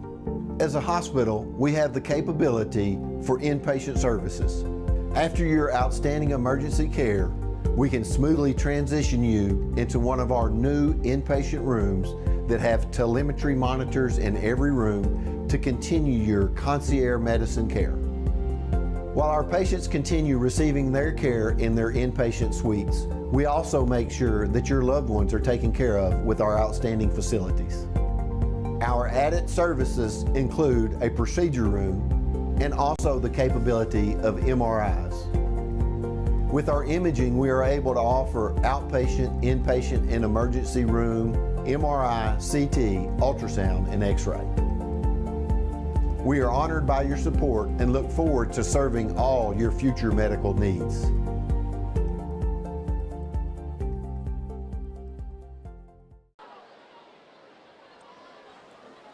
And we're back here at Tiger Stadium where Texas High leads 14-7 as we await the start of the second half. Looks like we're about 5 minutes away. Man, what a performance by the Texas High band program, as it involved not just the high school band, but involved middle schoolers. Man, I saw shakers and drummers, cool. and I even saw some people dancing in the rain. Yeah, I walked over to the coach's booth. I'm like, I wish we did more halftimes like this. Yeah. It was pretty awesome. It's cool. You know, the band gets ready all year long for their big show and competition, and which they did unbelievable this year, and shout out to them. But I always like it when you get into the playoffs and you start getting some freestyle stuff. And Arnie pulled out all the stops tonight, and they played a little MJ, little Michael Jackson Thriller, I think, at the end. And wasn't it? Arnie was even dancing. Was Arnie dancing? I don't know. The other night he motions. kissed a pig during the pep rally, and tonight he's dancing the Thriller. Man, the older he gets, the worse it gets. I don't know what it is. So, but no, congratulations to the Texas High band this year. They advanced and went farther than any band has in the history of Texas High. As they finished, I think, 5th in the area. Huge win for the band, as that it's always been a program on the uptick, but it's it's going to another level. So congratulations to those guys. You know, we keep stressing this weather, and as Texas High and Terrell start making their way out to warm up. I help you with your thank words you. No, today. I appreciate it. I was looking English at is a second language. Yeah, no doubt. I went to Arkansas High, all right? That's the issue. But I'm looking at those flags, and, man, it's not just the driving rain, but it's that wind coming from the north. And we can't feel it up here, but I can look down there and see it. And anytime the wind's blowing from the north in that direction, I know it's cold. Look at the flags across from us. Yeah, man, they're just straight out. Just so you know, it has dropped. It is 50 degrees tonight, and I was checking the radars. We're talking, it's kind of scattered showers, but it's getting it's always about 10 degrees warmer on the side that's winning the game. So right. you just need to stay up, and man, it's going to be you take some halftime adjustments, and there's only a few things that were working right for both teams, and they just kept going to the well, and I would guess that those things won't be there in the second half because they're going to both teams are going to try to stop those, and so we'll see coming out of halftime exactly who's made what coaching adjustments, and man, I'm expecting to see another good half of football. Well, I'll tell you what, playoffs. There's nothing like it, and there's nothing like playoffs in the state of Texas. A couple of scoring updates. Let's say 3 or 4 scoring updates. White House leads Lovejoy 20-17. That would be an upset, probably pretty big upset. Crandall leads Marshall 41-34. So Marshall's only down by a touchdown. And then Crosby trails Longview 35-15. Longview starting to pull away right there. And then Melissa has jumped up on Hallsville 27-13. So I want to thank Cousin Eddie back here for taking care of us, as Eddie Hackman in the house tonight and taking care of us and keeping us updated on scores. And so we really appreciate that for him being in the press box with us to help us out. Along with our rules analyst, Greg Aiken, appreciate him being here. I went over to the coach's booth a while ago, and we were just talking. I actually got to see the play, the late hit play out of bounds. He was out of bounds. And so Vince, Coach Mentor, told me to tell you, he said, you could find somebody better to do that job besides Greg Aiken. Dang. And here comes the Terrell Tigers back onto the field. You got to watch all those Mentor boys. It's a whole gang, I think. Yeah, it is. And I tell you, his brother and nephew are up at Michigan. His nephew is the defensive coordinator at the University of Michigan. And Ricky.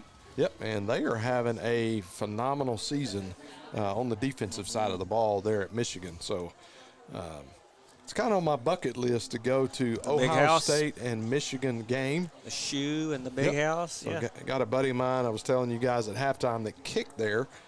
Brady was his holder. Charles Woodson was the locker next to him. And so I said, man, the next time it's in Michigan, I'm going to go with you. He said, come on. And so hopefully next year I get to go and be a part of that game. It's kind of that game, and I want to go Army-Navy game. There's just something about that.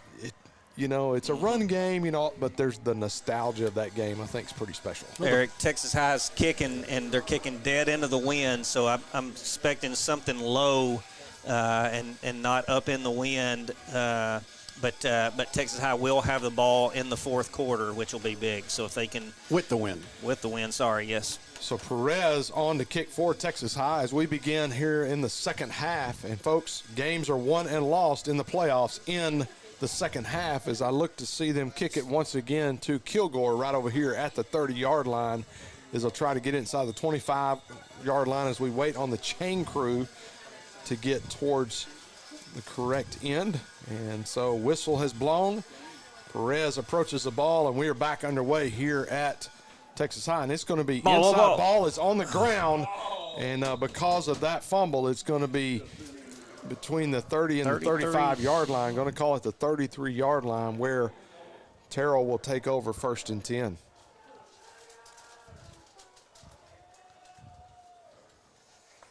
So Texas High defense back on the field as that wing T offense for Terrell will come back out onto the field. And, Billy, I'm just kind of the opinion when you're playing a run team, if you can get 2 to 3 scores ahead, it's just hard for that offense to come from behind. Yeah, and it makes them do some things that they don't want to do, and that's what you want to get to on defense is putting that pressure.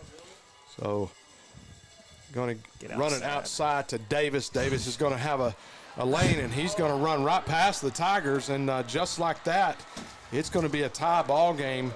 First play of – I don't know. Tim Austin was out on the corner, and he just got sucked in, and I don't know whether he didn't see him coming that way. I don't know if we can get a replay on that or not, but man, he just lost containment over there big time, and because of it, they tie the game up. Wilkerson had it red on that side as he had lined up on the line of scrimmage, but to no avail. And so just like that, the Tigers strike back, and so it's going to be 14-14 very quickly with 11:45 left here in the third quarter. And with that, we're going to take a short break. We'll be back right after these messages.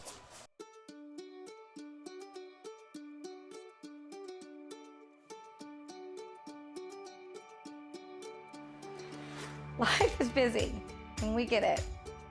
The State Bank mobile app was designed to make banking more convenient for you.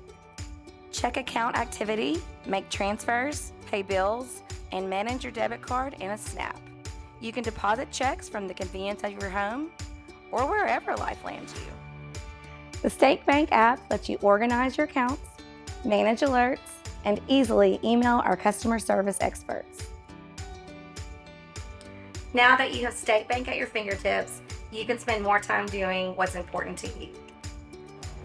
Your family, your bank, State Bank. And we are back here as Terrell has come out, and the first play from scrimmage tied it up as we're knotted at 14 with 11:45 left here in the third quarter. And it looked like I think the corner might have collapsed down a little bit too early, and they were able to seal the edge and get the gain. And so going to be ball as he's going to be backed up into his end zone, going to take it out across the 10, cuts it back out. Get a block right there, Dangerfield. It's going to be across the 40 to the 45, run out of bounds at the 47-yard line where Texas High will have great field position to start. I will admit I was a no, yes. Don't run it out. Do not run it out of the end zone, but you got a freshman. He said, I got you, big baby. I got you. Here we go.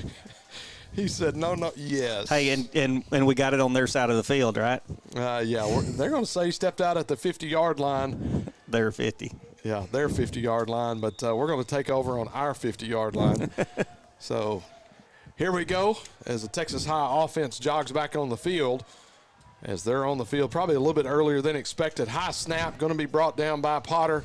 Handed off to Ball after a great return. They're going to keep him in the ball game as he's the hot hand. Brings up 2nd down and 5.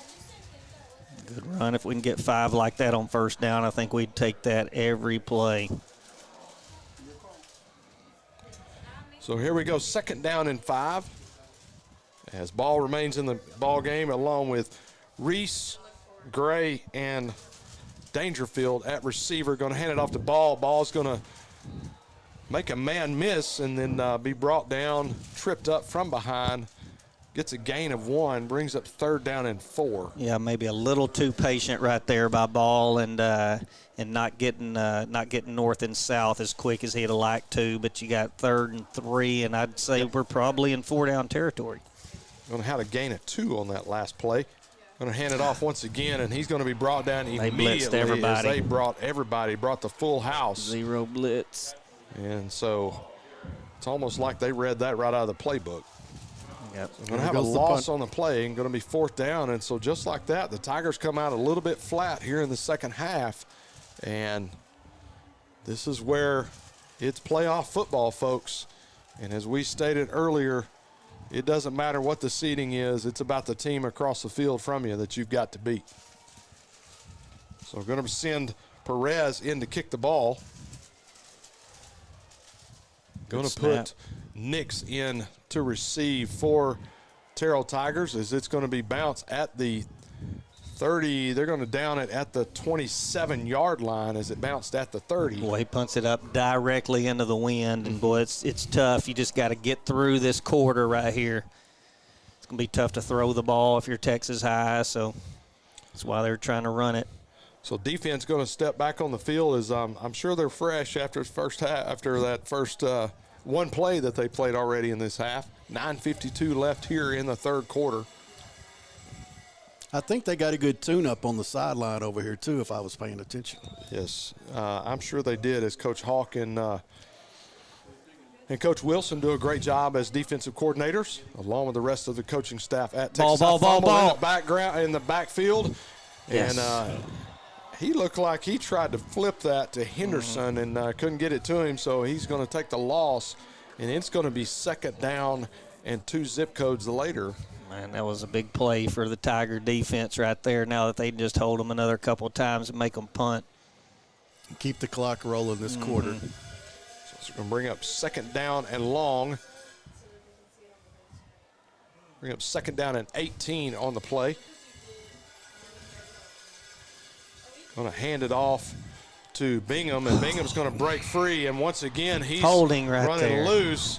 And there's a hold on the play, but there's no flag on the field, and he's going to have a 1st and 10. Ball is spotted at the 50-yard line. And just some missed tackles by the Tigers tonight that have cost them, 15, 20 yards of play. And you got to make those tackles. That's huge, and they'll get that shored up. But they're still 14-14 with 9 minutes left in this quarter. But you won't start stopping them on defense. Hamburg going to come out wide for Terrell, as you don't expect him to get the ball. Go hand it off to Bingham once again, as it's going to be host of Tigers bringing him down after the carry. But that's a big old pulling guard, number 70, Troy Brown, a senior for Terrell Tigers, and Texas High stepping up and trying to take on the block. But you got to take him up high. Yep, no doubt. I saw you, Greg. You were motioning, wanting that defense to step up and go after the runner. that quarterback to get up. Boom. Fake the pitch away. To number 33, and going to be handed off to Bingham once again, but he's going to have a loss on the play. Loss of 1 brings up 3rd down and 6. Hey, good job by Tristan Powell stepping up from that tackle, I believe. Terrell's big plays have been to the outside, so they got to hold them here. And what I was talking about was they got to force it back to the inside.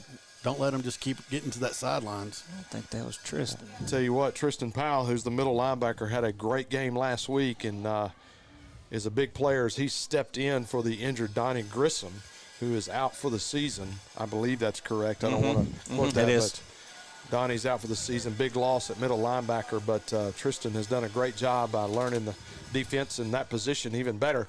And Bingham's going to be stuffed. Oh, man, that's a big play. As he tried to go around and run that same play they scored on earlier, and it's going to be 4th down for the Tigers. And we'll wait and see what their decision is, as it's going to be back at the 49-yard line of Texas High as they send on the punting unit. Was a big series right there for Texas High, and you don't want to jump right here. They are punting with the wind. As it's going to be Keith Lewis back deep for the Tigers, and Brunke's on to kick for Terrell. Folks, if I get tongue-tied tonight, I apologize, because we're Tigers versus Tigers, and it can get confusing and a lot of T's in the middle. So Keith Lewis going to receive the punt at the 15-yard line, stumbles a little bit, gets it out to the 20, going to be brought down, and a very smart play by Keith to make sure to receive that, or it could be down inside the 10-yard line. No even doubt. A 5 there. And again, goes north and south instead of trying to stretch it out and cost himself some time and lose some yards. So now you want to see a drive mounted by the Tiger offense that we hadn't seen in a little bit. So center is up on Liberty Ilo at the half, 44-14, and Melissa is up on Hallsville at the half, 34-13. As we resume play here, going to hand it off to Johnson. Johnson's got some blockers out in front of him. I like that. It looks like it's going to be a double G pull, 2 guards pulling to the outside. Just a little buck sweep there as Johnson's going to have a gain, and going to be 2nd down and 1. Nothing you like more, being that running back and to be able to put your hand on the back of 2 big old guards right there. Texas High said, hey, y'all run the ball. Watch, we can do the same thing. Going to run it straight up the middle after a hole that you could drive a truck through. Going to have plenty for the 1st down and then some. And it's going to be 1st and 10 at the 40, we'll call it the 37-yard line.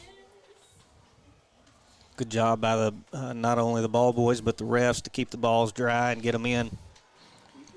Johnson comes out in the 2nd half, ready to play. Those fresh legs. So Potter back to pass. He's got a man, wants Dangerfield, but just underthrown a little bit. Oh, yeah, we got a flag here. Guy didn't turn his head. They're going to call a hold. He had a hold of him by the arm. Before the ball was thrown? No, while it was in the air. Well, that's pass interference, isn't it? Yeah. So tell the difference a little bit on this situation, pass interference or defensive holding. If the ball's not in the air and you hold the receiver, that's going to be defensive holding. If the ball's in the air and you have a pass to an eligible receiver, they're calling holding. Yeah, I saw him doing that, and that's why I was like, man, that was in the air. That ball was way in the air. They're going to talk about it back here?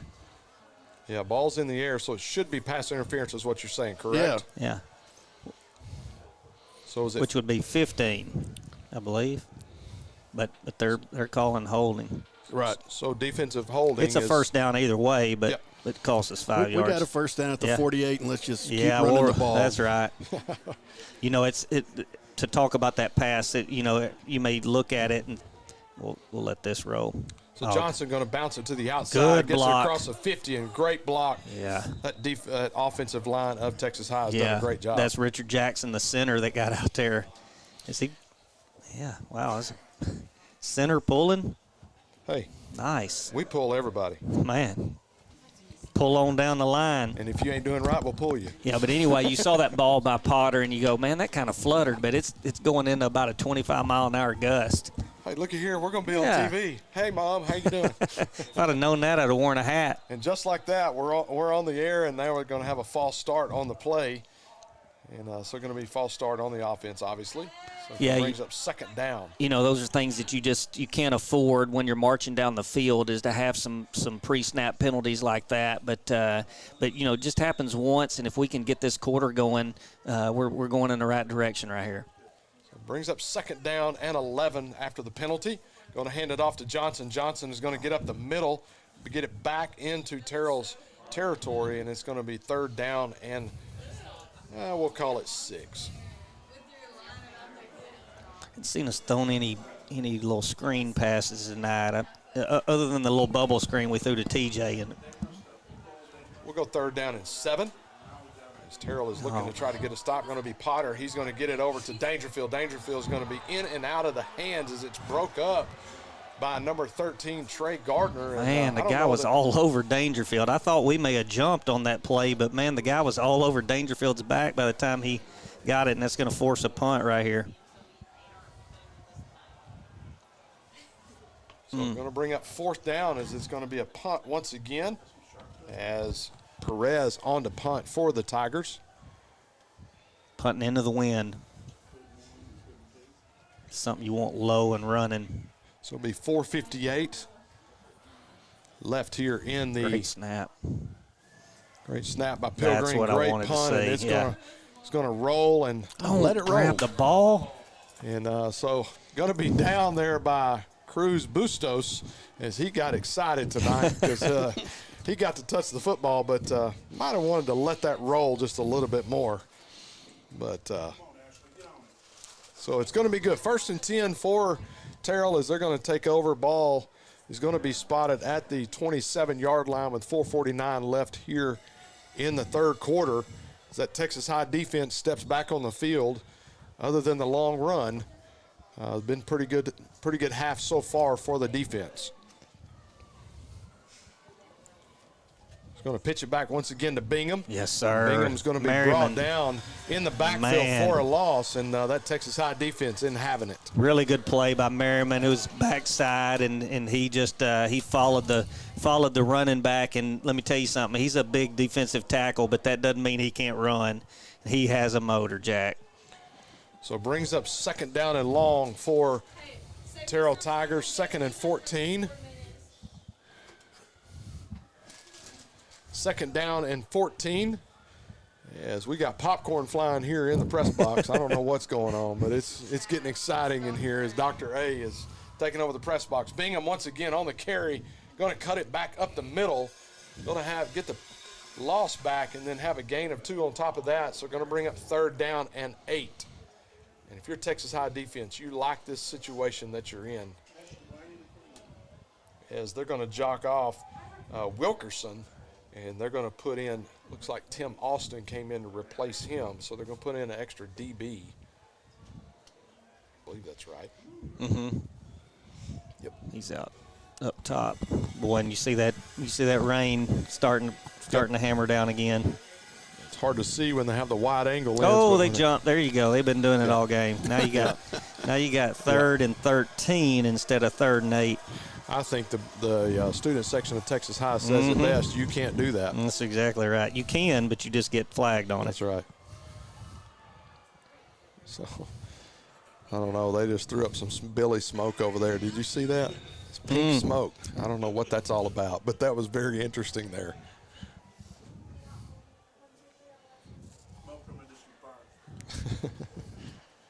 So here we go, 3rd down and 13, 3:13 left here in the third quarter. It's kind of interesting. So going to hand it off as they're just going to take the loss, and it's going to be 4th down and 14, and the clock's going to continue to run as they're going to jog on the look punt at that team. Look at that camera angle right there, man. That's a good camera right there. I don't know who that is down there, but you see Merriman right in the middle. Yep, and you can see that rain down there on the field as we appreciate the warm press box as we're getting to be in tonight and not out in that rain. And it's a messy night here at Tiger Stadium as Brunwick on the kick, and his kick's going to be off the side of his foot as Lewis couldn't get to it, but it's going to be a great roll as it's a low line drive with the wind, which helped him, and it's going to be down at the Texas High 22-yard line where Texas High will take over 1st and 10. That was about a 25-yard roll and a 25-yard punt. Yep. So it's just, and we're seeing this whole punt thing, these rugby-style punts a lot more now, and you're getting those big rolls out of it. The only thing with it is if one of your guys, if the receiving team can get up on it, it could be a special night for them. Absolutely. So here we go, Texas High offense back on the field. Potter back in at quarterback. Richard Jackson, the center, going to hand it off to Johnson. Johnson's going to try to follow Jackson, and he's going to have a gain of 2 on the play, brings up 2nd and 8. As Dangerfield, looks like Gray, is going to be in at receiver as they're going to bring in number 19, Williams, is going to be at the H-back position. Sometimes it'll be at H or tight end. It just depends on what the play call is. They're going to bring him in as a tight end, which means that Dangerfield will have to be off the the line in order for Williams to be eligible. Keep going. Johnson's going to have a break it free to the outside, and he's going to be run out of bounds and going to have plenty for a first down. Going to be 1st and 10. Ball will be at the 42-yard line. Man, I'll tell you what's happening is when we're look at this replay right here. Big 55, Evan Holman getting out there. He's just a junior, and John Jack, and man, you don't want to see those guys running at you, but Javari getting right behind them. Now T-ball. That offensive line got three seniors and 2 juniors. Potter back to pass. He's got Dangerfield, but just going to be in and out of the hands. Actually, the receiver broke it up. Nix did a great job on that play to break up that pass, as Dangerfield's been the go-to guy most of the night. You know what happened right there is he had Dangerfield on his man, but the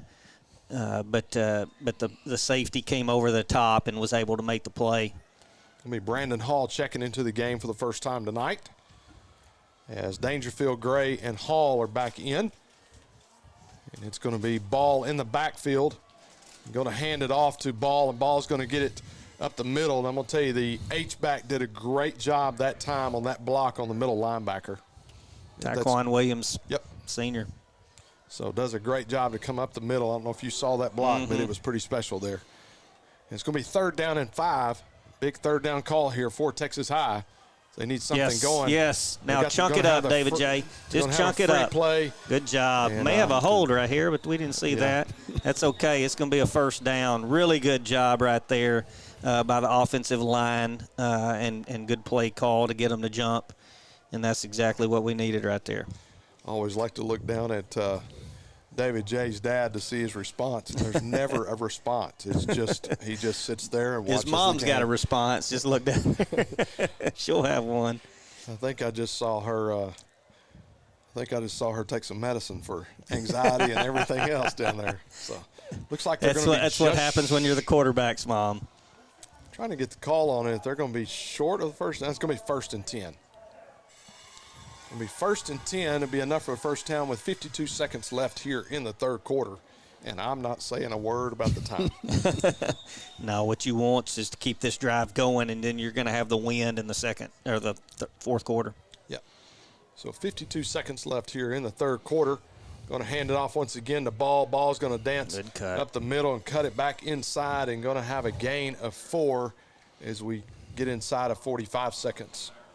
We'll call it a gain of 5 on that, Billy. I'm having trouble with numbers, just like you're having trouble with geometry. Well, geography. Yeah. Both of them. Having trouble with both of them. Yep. So your GPS is what you're going to need to go to Fayetteville, right? Or do you know the way well? I've been there. I've driven that thing with my eyes closed a couple of times. Going to be Ball on the carry. He's going to be dropped for a loss. Going to bring up 3rd down and long, as that should bring us to the end of the 3rd quarter. As we'll take it to the 4th quarter, we've got a game and a half here, as it is 14-14. We're going to go the 4th quarter, folks. You don't want to go anywhere. It's Texas High football right here on Texarkana Gameday, along with TigerVision, and it's playoff time here at Tiger Stadium. We're headed to the 4th quarter. We're going to see who wins this thing when we come back.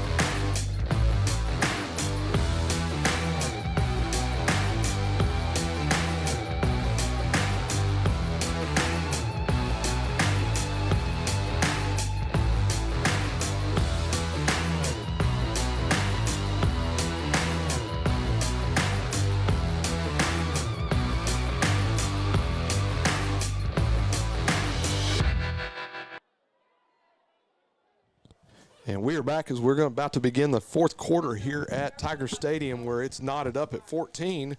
And a little breaking news here, guys, is we've got White House in the 4th quarter leading Lovejoy 27-24. Crandall is trailing Marshall 47-41. As you stated earlier, Marshall's come back. They're a second-half team. So here we go. Third down, and it's going to be T.J. Gray. And once again, he's going to fall down, but he had that same play that he had a big drawn gain up on earlier. And I wouldn't be surprised to see us, They're punting. Punt it. Yeah. We got the wind in the fourth quarter. Man, we get the ball back, and it starts pouring down rain. So it's going to be fourth down and going to play field position here as we're inside 11 and a half minutes here in the ball game, as it's going to be Perez jogging back on for Texas High to punt. Great and going snap. to be Nix back to there it back is. to That's receive. what I was looking for. He's going to go over and get it. Inside the 5, down That to away. the 4-yard line. Nice job. Nice Down job. to the 3-yard line and 97 yards. It will be Terrell if they want to score a touchdown. And so that Texas High defense, you've got a chance here to really. Not only you have a chance to stop them, but if you make them punt from down in that side, punting against this wind in the rain, good things are going to happen for the Texas High Tigers. So want to see the defense stepping up right here. Liking the new gear you Like got that. on here, it's, man. It's old. It's Okay. old, but I Yeah. just busted out in the playoffs. Yeah, just the playoffs. Nice gear there. So you ever get any gear, Greg? Yeah, I don't either. He's lobbying, ain't he? He's lobbying. I think it's time for a fumble down here. Oh, that's what I'm talking about. They've had a few fumbles tonight. They just gotten back on them. Texas High defense needs a break, is what we need. And so going to go 3 in the backfield. Did you see that? Like a wing and, tee. It was really, they run the wing, but that was like more of like a power triple option, something. I don't know what they were running there. Something Looks from like, the 50s. Yeah, looked like Nebraska back in the day when Tom Osborne was there. Oklahoma. Oklahoma. Yep. Look at that. There, you can see it from that. That's what I was talking about. You see that? Raining sideways. Yeah, raining sideways. It'd be raining straight down if you turn this screen up on its side. But 10 and a half minutes left here in the ball game. Ball is spotted at the 5-yard line after the gain of 2 as they go 3 backfield. Quarterback Three guys in the keeper. backfield. Oh, nice And he's job. gonna be brought Great down tackle. inside of the 2-yard line. That's And Isaiah Dowden, I believe, out there. so it's going to be a drop for a loss, and that's going to bring up 3rd down and 11. And if you're Texas High defense, this is your chance to really turn this game around for the Texas High Tigers. That was a big play, and they did something that they hadn't done all night, and that quarterback kept it, and Texas High stayed home. And I don't know whether it was Dowden or who it was. That may have been 37. That may have been Zion Dillard, a junior, make that play. So going to go 2 receivers to the right and 1 to his left as he's going to Throw it. roll out to pass. Henderson's going to throw it. He's going to have a man. Boom! Nix. That away, C.J. Brown. Excuse me, not Nix. It's going to be Kilgore, and he's going to be pushed out of bounds. That's going to be 4th down, and Yeah. I would imagine we're going to punt You here. say push, but C.J. put a shoulder in that guy, and that's a big old tight end. And it was a good play call by them to on the rollout to get it to that big tight end. But C.J. Brown stuck his shoulder in him and said, "No, sir, you just don't want to jump right here." So Brunke's going to stand on the G of Tigers in the end zone as he's going to kick it away for Terrell, as it's going to be once again Keith Lewis back deep as he's going to stand on the Texas High's 40-yard line. And whatever you do, Keith, don't let it get past you. I don't believe they've punted into the wind tonight. And that ball is going to stand straight up Peter. as it's going to be Yes, sir. at the 30-yard There line. you go, 29, where it'll go 29. down. Let's So go. it's 1st and 10. Hey, exactly what we were talking about. And here's the thing. You look at what our punter and special teams did, and the defense still had to stand up, but when they did, we get exactly what we said, is they're going to be punting in a driving rain into the wind, and it's going to give our offense. So you start talking field position, and this is really, really big, and now we're already in 4-down territory. So going to be 1st and 10 at the Terrell Tiger 29-yard line where Texas High will take over. Potter back in, going to be Johnson in his running back, going to hand it off to Johnson, going to take it up the middle. He dances across the 20, bounces it outside. And, Greg, where are you going? Are you running with him? I was wanting him to cut back to the right. I was going to follow Greg. If he was pulling, I was going to follow him. So it's going to take me down to the banana pudding. Here we got the replay right here. Get it on the end and a really good tackle, but I'm not going to try to pronounce number 9's name. So it's going to bring 1st and 10. Ball is at the 16-yard line of the Terrell Tigers. Steady dose of the run for the Tigers. Just keep running the ball. Somebody jumped. Going to be a false start. Looks like it's going to be on. Looks like number 75. Yeah, that was Lawton, and he knows what he did wrong. But he's saying, Coach, we just needed some more. We needed some more room. We were running out of room over here, so let's get some more room. And now we got 1st and 10 plus 5. Yeah. Okay, 1st and 15. That's pretty 15, good. Yeah, because we were 1st and 10. Well, I was rubbing my eyes. So. I know the feeling. A while ago, I was looking at the rain. I know, but every now and then one of those guys will take it back 6 yards. Johnson in the backfield, and they're going to hand it off to him. He's going to dance up the middle. And if he will run straight ahead, and I'm not getting on to him, but if he'll run straight ahead, I'm telling you, he's got 7 yards instead of 6. And it's going to almost get the penalty yardage back. Brings up 2nd down and 11 with 8:26 left in the ball game, and the wind has picked up and the rain has picked up, and in a good position here, especially if we have to get a field goal here. Just get it up in the wind and let it take it. Hand it off once again to Johnson. Johnson's going to get behind that big offensive line and cut it back. Yes, sir. And going to get it across the 10 to the 9-yard line and going to bring up 3rd down. 3rd and 3 maybe? And 3. Look at that wind, boy. And you can see the wind whipping as the official on the far sideline. You can see his pants whipping in the wind. I think 2 runs for sure. We can get this yardage. Yeah, no, I say it's a downwind, down rain, downhill. Keep going down, baby. I'm looking at both teams as they're all huddled up in little huddles, little pods all the way down the sideline. Why don't we do that up here? You want to? Nope. You stay over there. You're already talking about taking a shower. Oh, nice cut by T-Ball. Going to get it across. Hold on to that ball. It's going to be right at the goal line, and it's going to be 1st and goal, Texas High. And going to run some clock. And so clock will stop on the 1st down with 7:22 left here in the ball game. Is this going to be 1st and 10 at the 1? Ball remains in the game. 1st and goal. 1st and goal. Thank you. That's why we have you up here. So 1st and goal.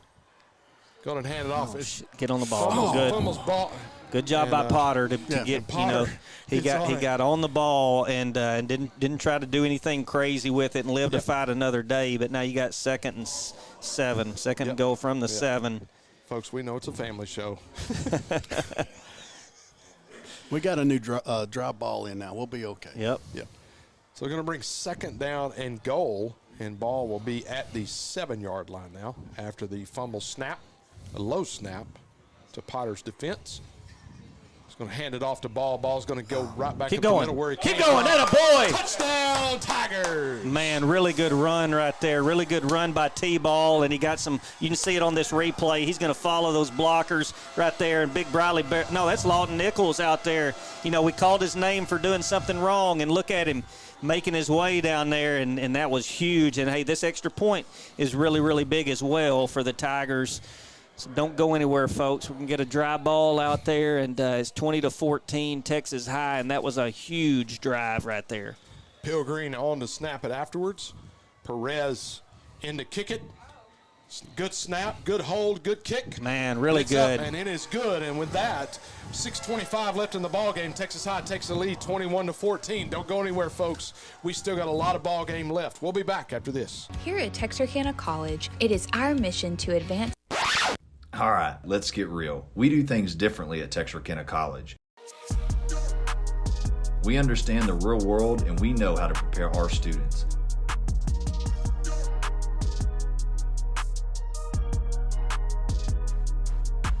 Whether you're starting right out of high school or starting over, there is something for everyone at Texarkana College. Learn more at texarkanacollege.edu. Whether you're looking for a new garage door or just need repairs, Overhead Door stands for excellence. With a complete line of garage doors and openers, plus expert service you can trust. Beautifully designed, beautifully crafted, trusted for more than 90 years. Always look for the Overhead Door logo to be sure you're getting the genuine, the original Overhead Door.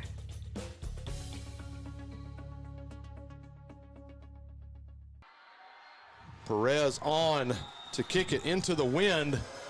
Downwind. With the wind. Yep. If you're a golfer, you're loving this wind, just not the rain, as it makes your 300-yard drive go 325 at least. Going to pooch kick it. Going to be fair caught at the 20-yard line, as it's going to be fair caught by Bingham, and fortunately, it was fair caught. Yeah, absolutely. And the thing is with this rain, whipping wind, we keep talking about it. And hey, I want to give a shout out to Texarkana Gameday and to TigerVision. I mean, these folks are here in the driving rain down there, getting good footage for us. So some of these people like Jeff Maneth can kick back on their porch and put their feet up while and fire. Jay Davis. Yeah, and Jay Davis, and just watch it. But and it's easy for us to say we're up here in the press box, but still got a good crowd. People are cheering.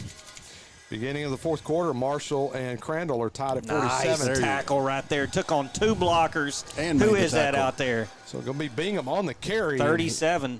Going to be brought down for a Zion loss. Dillard, junior for Texas High. Yep. Is it Dowden? And gonna Dowden. be Dowden Dowden. was in on it. But, man, Zion took on two blockers and stayed in there and kept containment, and that was huge. So brings up second down and 11 after the play. It's a big defensive series for the Tigers. So going to He's got him wide open. He's got a man wide open, and going to be chased down from behind, and it's going to be received by number 88, Johnson. And That's a big old boy. You just had to know it was coming after they just run, and then that wing tee, that's what they do. They That's what it is. That's what it is. It's tough, but he'll slip out of that H-back. Oh, we got a false start. Oh, two guys. I would say a false start there. Going to pull both guards. Oh, nice play. As it's going to be, once again, it's going to be Bingham on the carry.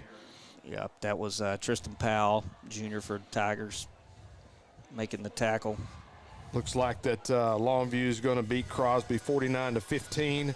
And once again, White House leads Lovejoy 34-31. As it's going to be Davis, and it's going to be touchdown. Slipped about 4 or 5 tackles up the middle, and because of it, they march right down and get a touchdown, and we got a Texas High Tiger down on the field. A man down on the field trying to get a number for you to see who it is. And, folks, that's why we told you not to go anywhere. It's Texas High School football playoff. Going to be Merriman, the injured player, as it looks like Dr. Mitchell's going to jog out. And, Billy, we talk about our athletic training staff along with Dr. Mitchell, man. They do a phenomenal job, and we hear a lot about them in other areas as I travel this area, and they really talk about Texas High's athletic training staff that Absolutely. They do a good job. Merriman going to limp it off as they're going to help him off. I don't know, ankle, knee, leg. Yep, all of them. He's got all of them down there. Got 2. Yep.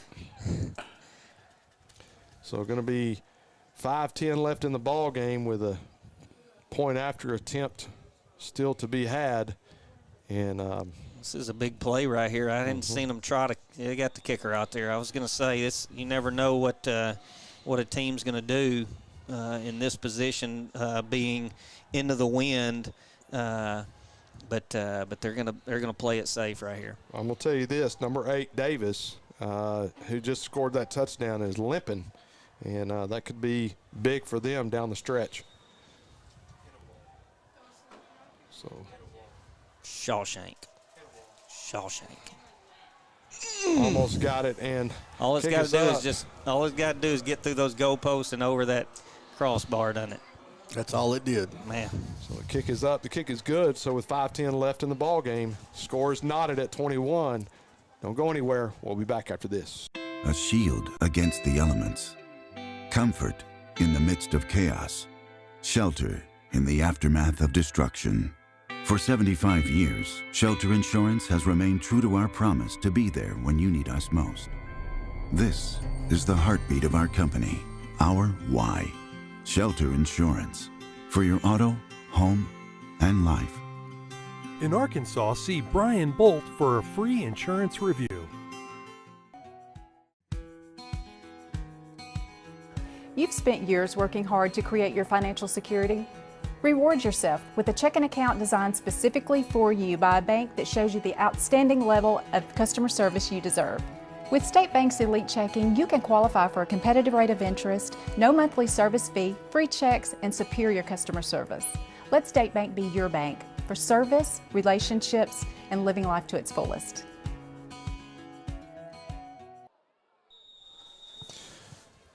Welcome back to Tiger Stadium where the score is 21-21 late here in the fourth quarter. Brunke going to kick it off.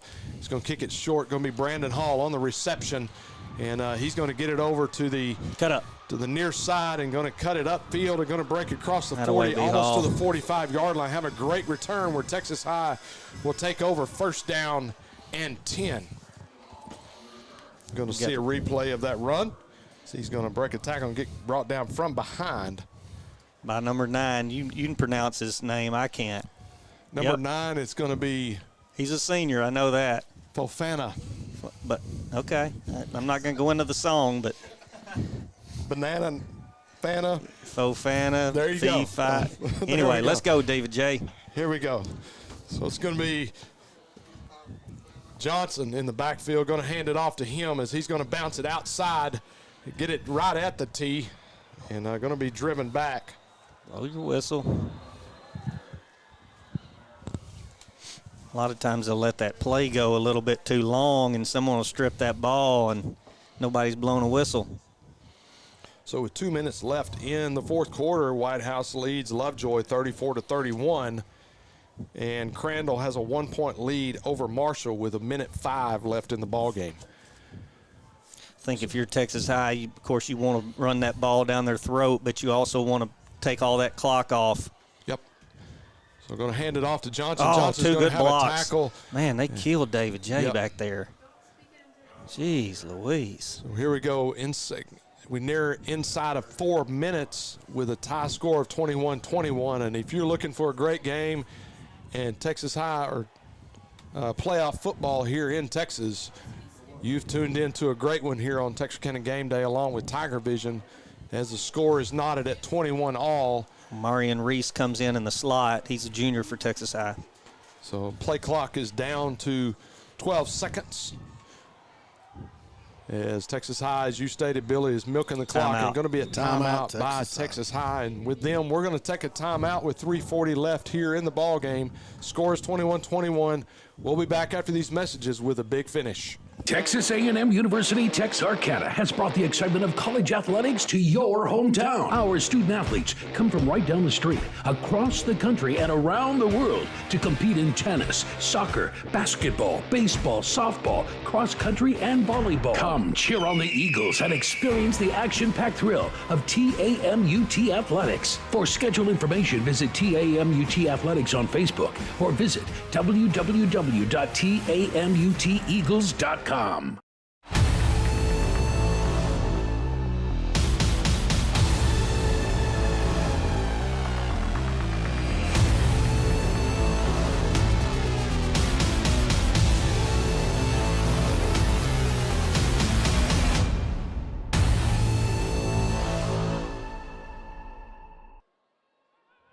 Man, it's a big third down right here, Eric. Third down and 5 for Texas High as we wait on both teams to jog back on the field.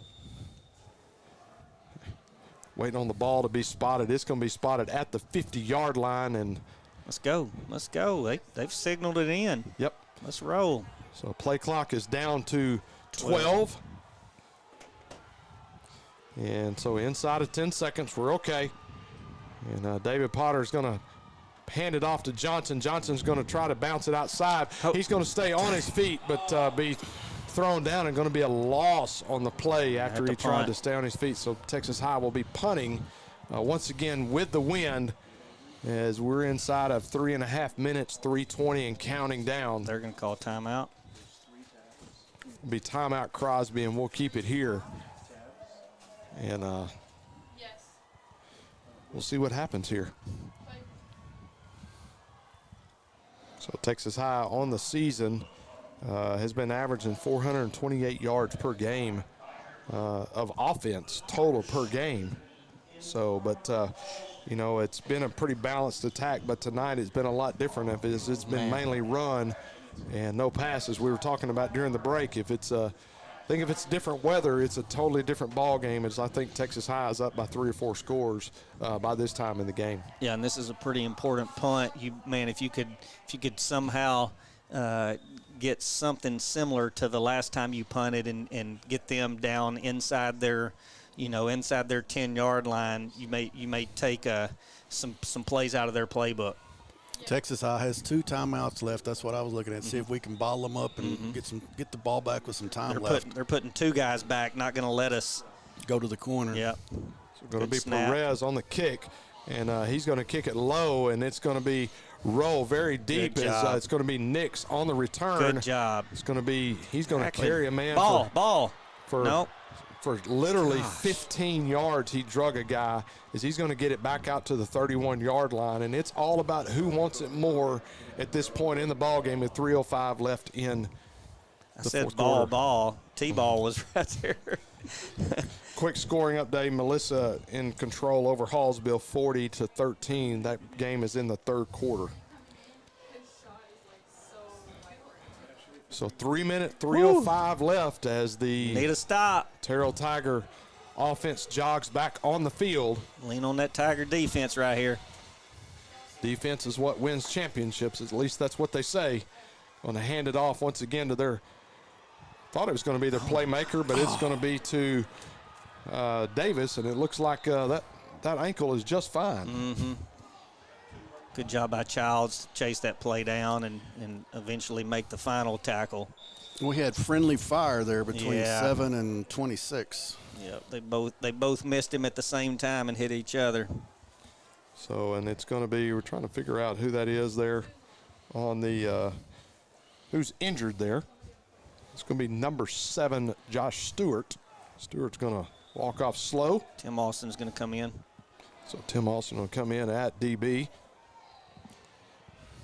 And I'll tell you what, the defense has played really, really good tonight because this is a totally different offense than they've seen all year long. And to be able to learn this defense and how to defend this offense in 1 week is pretty special. Yeah, Marshall ran something really, really similar to them. They're spreading them out right here. So we're going to pitch it straight back to Bingham, and he's going to be balled up on the outside. That's a form tackle right there. And going to be dropped for no gain. Yeah. And, they're going to give him about 2 foot. So it'll be second down and 9 and 9.1, we'll call it. Keep calling Zion Dillard's name. He makes a really good tackle right there. And, it's wet. We've had some missed tackles, and some of them they're slipping. But man, they're, he wraps him up with 2 arms, and that's exactly what you have to do on a night like this. So inside of 2.5 minutes, and if you're Terrell, you're going to try to run as much clock down as you possibly can. You're happy to go into overtime if you have to. So going to fake the handoff, going to inside handoff reverse, and it's going to be lit up on the tee, number 2. Shataki Mariyama. See him on the replay right here. As he's going to say, excuse me, nice to meet you. My name is Chatez. Tez for short. Yep. Third down. This is a big play right here. It's going to be 3rd down and 2, and it's 4-down territory for Terrell for sure. And I wouldn't. They may try to slip that guy out of the back right here. It's going to be inside of 1.5 minutes as they snap the ball. Boom! And, it's going to be Bingham, and he's going to have enough for a first down as we get to 1 minute and 28 as the clock stops on the first down.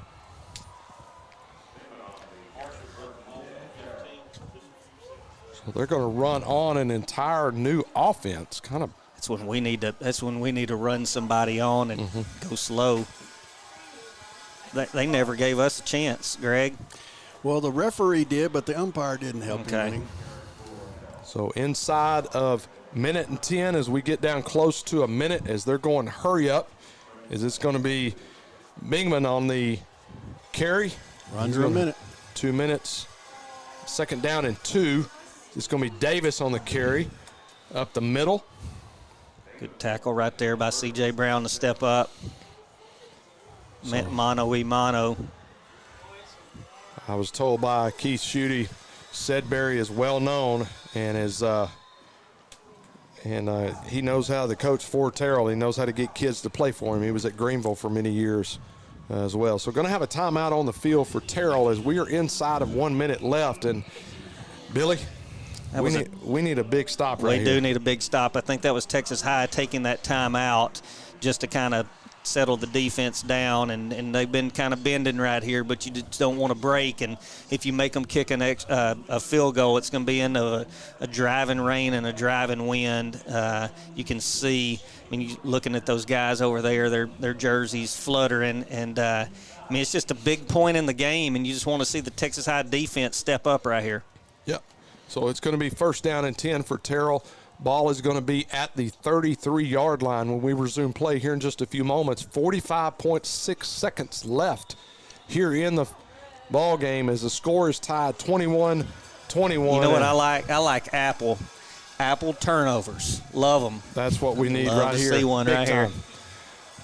So 1st down and 10 for the Tigers as he's going to pitch it back and go. Oh, it's a hold. To Davis. Oh, Davis, and it's going to be called it. Yeah. Good. Be a hold, and then he almost had a horse collar there. Yeah, almost. All right, guys. Almost. We're under a minute. He didn't have any more. We've got a hold. Yep, he didn't have any more. They have yellow. an option of using a timeout or getting 10 seconds run off here. So here we go again. So 39 seconds left in the ball game as it's going to be a holding against Terrell as it's going to back them up. 10-second runoff, as Greg said. Or unless they call a timeout. That's right. Real quick, as we sort it out, I want to give a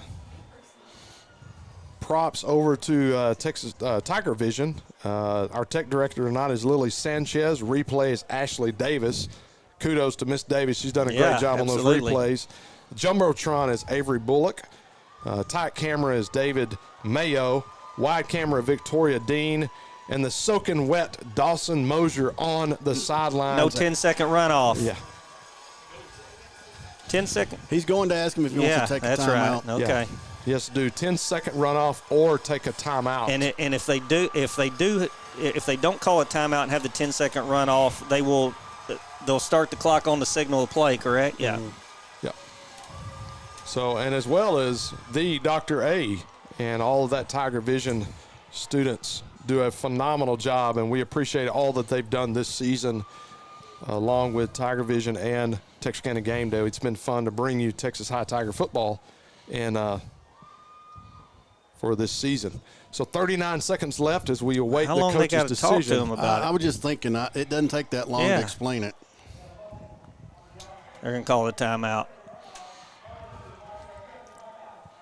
So it's going to be a timeout for Terrell in order to prevent. They're going to take the time instead of 10 minutes. And so we're going to keep it here as this game's too tight to go to a commercial. Man, I don't want anybody to miss anything if we come back a little bit late because the officials have done a great job by keeping this game moving. That's right. Quite a bit. So, but man, what a game we've had tonight. Yeah. Comes down to, you know, they got the ball, and that was a big hold out on the corner. But if he doesn't hold, then the Tiger defender makes the play, and so it takes them completely out of field goal range. They call the timeout to save them 10 seconds, and so it's still 39 seconds left. And, we have one timeout left, and I think Texas High, both of them have one timeout left. So we want Texas High defense to step up right here. Want to congratulate Liberty Owl on a great season across town as they're going to fall to center tonight. So I want to congratulate Coach Davis and the Leopards on making it to the playoffs this year. It's man-to-man on the top, just one-on-one. He's playing him inside, going to try to force him outside and going to look for a pass. And you got the tight end, but he's going to be flushed out of the pocket and going to have to throw it away. Throws it into the second. Good job. Clock's down to 31.6. Yep. And it's going to be second and long. Is it second and long? Yep. Okay. Well, it'll be third down and 20. Excuse me, they just hadn't changed the down marker. Third and long. He was outside the pocket, so all he had to do was get the ball to the line of I'll tell scrimmage you what, extended. Thank goodness for our defenders getting through and putting some pressure on him, because he had slipped the tight end across the middle and was wide open early. If he hits him, he hits his head on the goalpost, as we say. That's the secret to the wing tee, is when to throw it, and you can sneak those guys out. Stay just like outside. that. He's going to nice and play. It's almost picked off as the press box goes nuts. Keith Lewis almost had a pick. Here you go. Look at this replay. Ashley down there. Atta girl. Oh. Great job, Ashley. Appreciate it. 25 seconds left. Got an injured Tiger on the field, and that's going to be 4th down. Maybe it is. Or I guess it's 3rd down. I guess it is 3rd. It on that first down was when they had the hold, and so it was. Yep. So that was a replay. Yep. So it'll be 3rd down and 20. Dang. It's going to be number 37 coming off the boy, field. he's had a hell of a game tonight. Zion Dillard, as he has played very, very well tonight, as Billy stated. We're going to bring up 3rd down for Terrell, and Texas High trying to get a turnover in either a pick 6 or force overtime. And if you're in this place and sitting down, I don't know why you would be sitting down, but if you're at home, I encourage you to get on your feet and cheer on these Tigers and let them hear you. I will tell you, Coach Stanford has a really good argument going on here, and nobody's paying attention to him. It's not a timeout, so you can't go over to the sideline and meet with your coaches. Yeah. It's an injury timeout. Yeah. So they just got a free timeout out of this so they could set up a couple of plays. Goodness. Yep. Brings up 3rd down and 20 as they're going to fake handoff. It's going to roll out. The ball's going to be batted down and brings up 4th down and 20 with 20 seconds left here. Big play by Sheldon Harris. He's just a sophomore, and he got his big paws up and gets in and forces 4th down. And here you see it on this replay. That ball's going backwards. Oh, Merriman. That ball was in the air. He didn't want him to catch it. Yep. So it brings up 4th down and long. Man, you got a shell here. Don't let them slip anything. I ask everybody at home to stand up. I got friends texting me and said, I will not stand up. Well, they don't have to. They just sit by the fire. Just sit by your fire and cuddle with yourself or something. I don't know what you're doing over there. Some cuddling going on. So I won't mention who it is. There we go. So here we go, 4th down and 20. This is the play of the game tonight. To either keep it alive or keep it going. Going to hand it off to boom, and he's going to be brought down. And just like that, I would imagine we're going to head to hat right in him. Look at this replay, right Eric. Now, Chatez has been the player of the games all night. Man. He has played unbelievable. Defense bends, but they don't break with 14.3 left. What do you do here? Do you go? You kneel it and take it to overtime? I got David J's arm. I'm throwing it deep. Absolutely not. Okay, whatever you say. I think I hand it off and just see if you could break one. Yeah, you may throw that little bubble screen right there to TJ coming across the middle. And of course, they're gonna play you in a little shell. So maybe a little B Hall. Is he in? I don't think he's in. I'd say throw a little bubble screen to him. So here we go. Or just run it for about 64. Why not? Let's just go score. Got a timeout left. We're going to go in victory formation. Yeah, victory formation. And what a game. What a game. So we're going to kneel it here. And with that, it's going to bring us to the end of regulation. And so we're going to take a short break. When we come back, we'll visit with Greg, and he'll give us all the overtime rules. We'll be back right after this.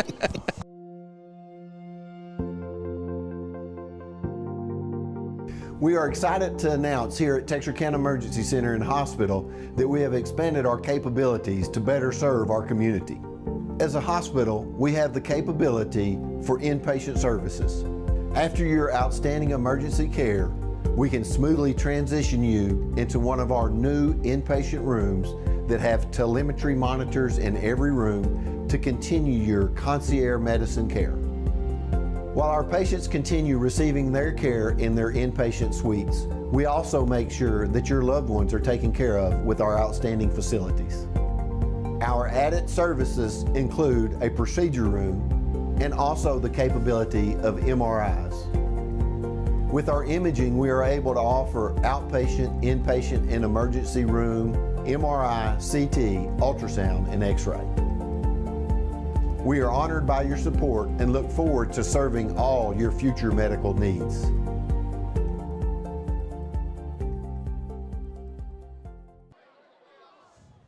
And we're back here at Tiger Stadium where we are headed into overtime, 21 all. It's a pretty night. Let's play 5 quarters. That's right. So we're going to pull in our rules analyst, none other than Greg Aiken. And so he's going to give us a rundown on just the overtime rules. Starts at the 25 or 30-yard line.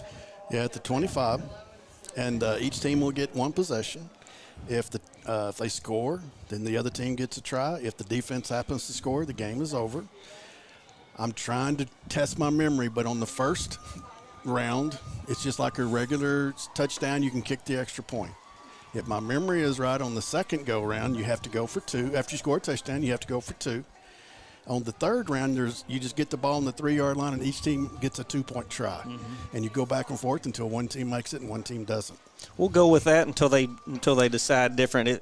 If I had it, and it looks like Texas High has won the toss and will defer. They'll go on or decide that they're going to go on the defense first is what they decided, and that's the advantage of winning that toss is you want to see if you've got to get 3 points or if you got to score a touchdown or possibly a 2-point conversion. So here we go, 1st and 10 at the 30. No time on the clock. It's just going to be run the ball, as it's going to be. It's going to be number 20, Bingham, on the carry, and he's going to be brought down hard, and it's going to be Chatez is going to bring him down. With one arm. Wilkerson has had a great game tonight, and it's going to be 2nd down and 6 after the gain of 6 as we are in overtime here at Tiger Stadium. So we're going to hand it off to Davis, and Davis going to have a great game, going to have enough for a 1st down and be 1st and 10 at the 11. So they can get a 1st down inside the 1. Yep.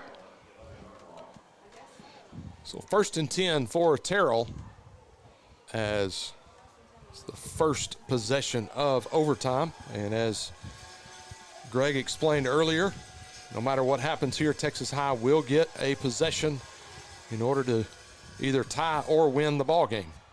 Nice tackle. It's going to be Bingham. And I'm going to tell you, that kid's going to be sore and tired by the end of this game, no matter how it turns out for Terrell. No doubt. Good tackle by Tristan Powell. And Chatez is still down. He's up now. These guys aren't used to playing 5 quarters. Who's got the better energy going into overtime right here? So Lovejoy is going to pull it out, beat White House 38-34, and Marshall drops to Crandall 48-47. That's probably going to be a missed extra point is the difference there by looking at the score. So here we go, 2nd down on the play. Going to hand it off to 33, which we don't have a number, and it's going to be strung it out, and he's only going to get a gain of 2, brings up 3rd down on the play, and this is a big down for Texas High. I'll tell you, Terrell had 2 big offensive linemen out there pulling, and man number, I think it was Keith Lewis, stepped up and forced them to go wide and kept containment and really big play and forces a 3rd down and long. So 3rd down and long, 3rd and 7 to be exact. As Texas High crowd tries to make a lot of noise, going to hand it off to Bingham. Bingham's going to walk in for the touchdown as he's able to break a tackle, and it's going to put Terrell ahead, as that's going to make it 27-21 with the point attempt after to come. Big play right here. Brunke on to kick it. It's time for your shank, Billy. Yeah, Shawshank Redemption, my favorite movie. Wide right. And it's going to be up, and the kick is going to be good. And so with that, Texas High offense will jog on the field and have an opportunity to tie it up as it's 28-21 here in the first overtime. Or win it if they That's what I was score saying. A touchdown and go for 2 here. Never know. Riverboat gambler. I wouldn't, but I don't think Coach Stanford's LSU played Alabama that way. That's right. I understand, but Coach Stanford's a big LSU fan. He's a big LSU fan, but he ain't dumb. So Texas High offense is going to jog on the field as they got the play call. Rain's starting to pour more. And we were told by the end of this game it was going to clear out, but it ain't cleared out yet, I can tell you that. It may by the end of the game. It's not over. Yeah. So here we go. Johnson in the backfield. Timeout. Going to have a timeout on the field as it looks like they didn't have enough men on the field, had 10 players on the field. That's enough as far as I was concerned. Yeah. Well, we're already in 4-down territory. Yeah, right. No question. So going to have another timeout on the field, first with the possession change, and then second with not enough players on the field. So they got all 11 now, and they're all trying to warm up and trying to get the few fans that made the trek over here from Terrell. You know, as we talked about earlier, there's a lot of people in the state that are not happy about, 4 teams going to the playoffs and all that. But this is why you have 4 teams in the playoffs. This is a 1 seed versus a 4 seed. So Potter back to pass. He's got a man. He's got Brandon Hall, and it's going to be in and out of his hands as he had it at the 11-yard line, and he was wide open. And this ball just squirts right through the hands. And Greg, we were down there before the game started and watching that go on time after time, and as much as concentrated you do, it's still tough. I know. I saw 6 in a row just go right through their hands in warm-ups. So Potter's going to hand it off to Johnson. Johnson's going to go up the middle. He's going to get across right at the 20-yard line, and going to be 3rd down and 5. As we're seeing several more people join us. Seeing my coach friend Donald Woods from over at Mount Pleasant join us as the district supports each other in these ball games. And so appreciate you watching, Coach. So we're going to bring up 3rd down and 5 as we are here in the first possession for Texas High in overtime. Oh, no. Don't fall on it. Yeah. It's going to be a bad snap, and it's going to be 4th down for the Tigers. And long. That was my first deal, was don't fall on it on 3rd down. That's what I was thinking. Yeah, but it turns out it was a great call to do that, because those guys were right on him. If he tries to pick that thing up, he's gonna get leveled and may fumble it again. Yeah, you're right. So with that, I was just thinking, give us a chance. So with that, it's going to be 4th down and 15.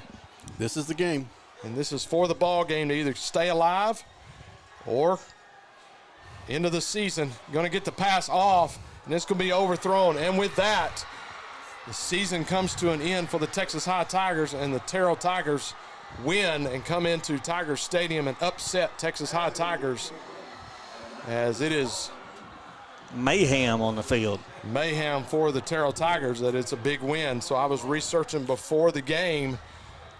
This is their first winning season in about 8 years. Wow. That's as far back as I could go. And we're talking like 1-9, 1-8, 1-10. I mean, it's been crazy. So congratulations to the Tigers on a great season, as they are the district champs for the 3rd year in a row, as the Terrell Tigers will move on to the next round, and they will play Everman. And what a way to end the ball game. And everybody's in shock as Texas High walks off the field and loses to Terrell 28-21 on this sloppy night. Now, Texas High has a lot to look forward to next year. They got a lot of freshmen, sophomores, juniors that played a lot tonight. Absolutely. Yeah. Man, we saw a good game here tonight. You always hate to lose, and, every game's a crying game once you get to the playoffs, like my buddy Tony Kirk says, and it just so happens that it's the Texas High Tigers tonight. But man, had a really good year, and just got in a first-round playoff game with another team, and all of a sudden it's a pouring down rain, driving rain, wind, everything you can think of, and we just came out. You went to overtime. We came out on the wrong end of the stick tonight. Yep. And as Greg pointed out, it's a lot to look forward to next year. Be a totally new offensive line, be rebuilding that offensive line, but all the skill positions is going to have people in them. And that defense is not going to be bad either, as they were really, really young this year up front and really in the backfield. And so, folks, we really appreciate you joining us throughout this season. And Greg, thanks for coming up and joining us. Yeah, absolutely. That was fun. Yep, and so really appreciate you bringing clarity to the rules and overtime rules. You didn't know you were going to have to do that and whatsoever. So once again, I want to say thank you to everybody and all of our sponsors that has tonight you've joined us and throughout the season. That's going to do it for us. Be looking for more sports throughout the year. I think baseball, maybe some basketball are going to be broadcast on Texarkana Game Day. Once again, thanks you to TigerVision and all the students, Mr. A, and everything that you do. Congratulations to the Terrell Tigers on a win tonight. That's going to do it for us here at Tiger Stadium. Folks, have a great weekend and a safe weekend as well.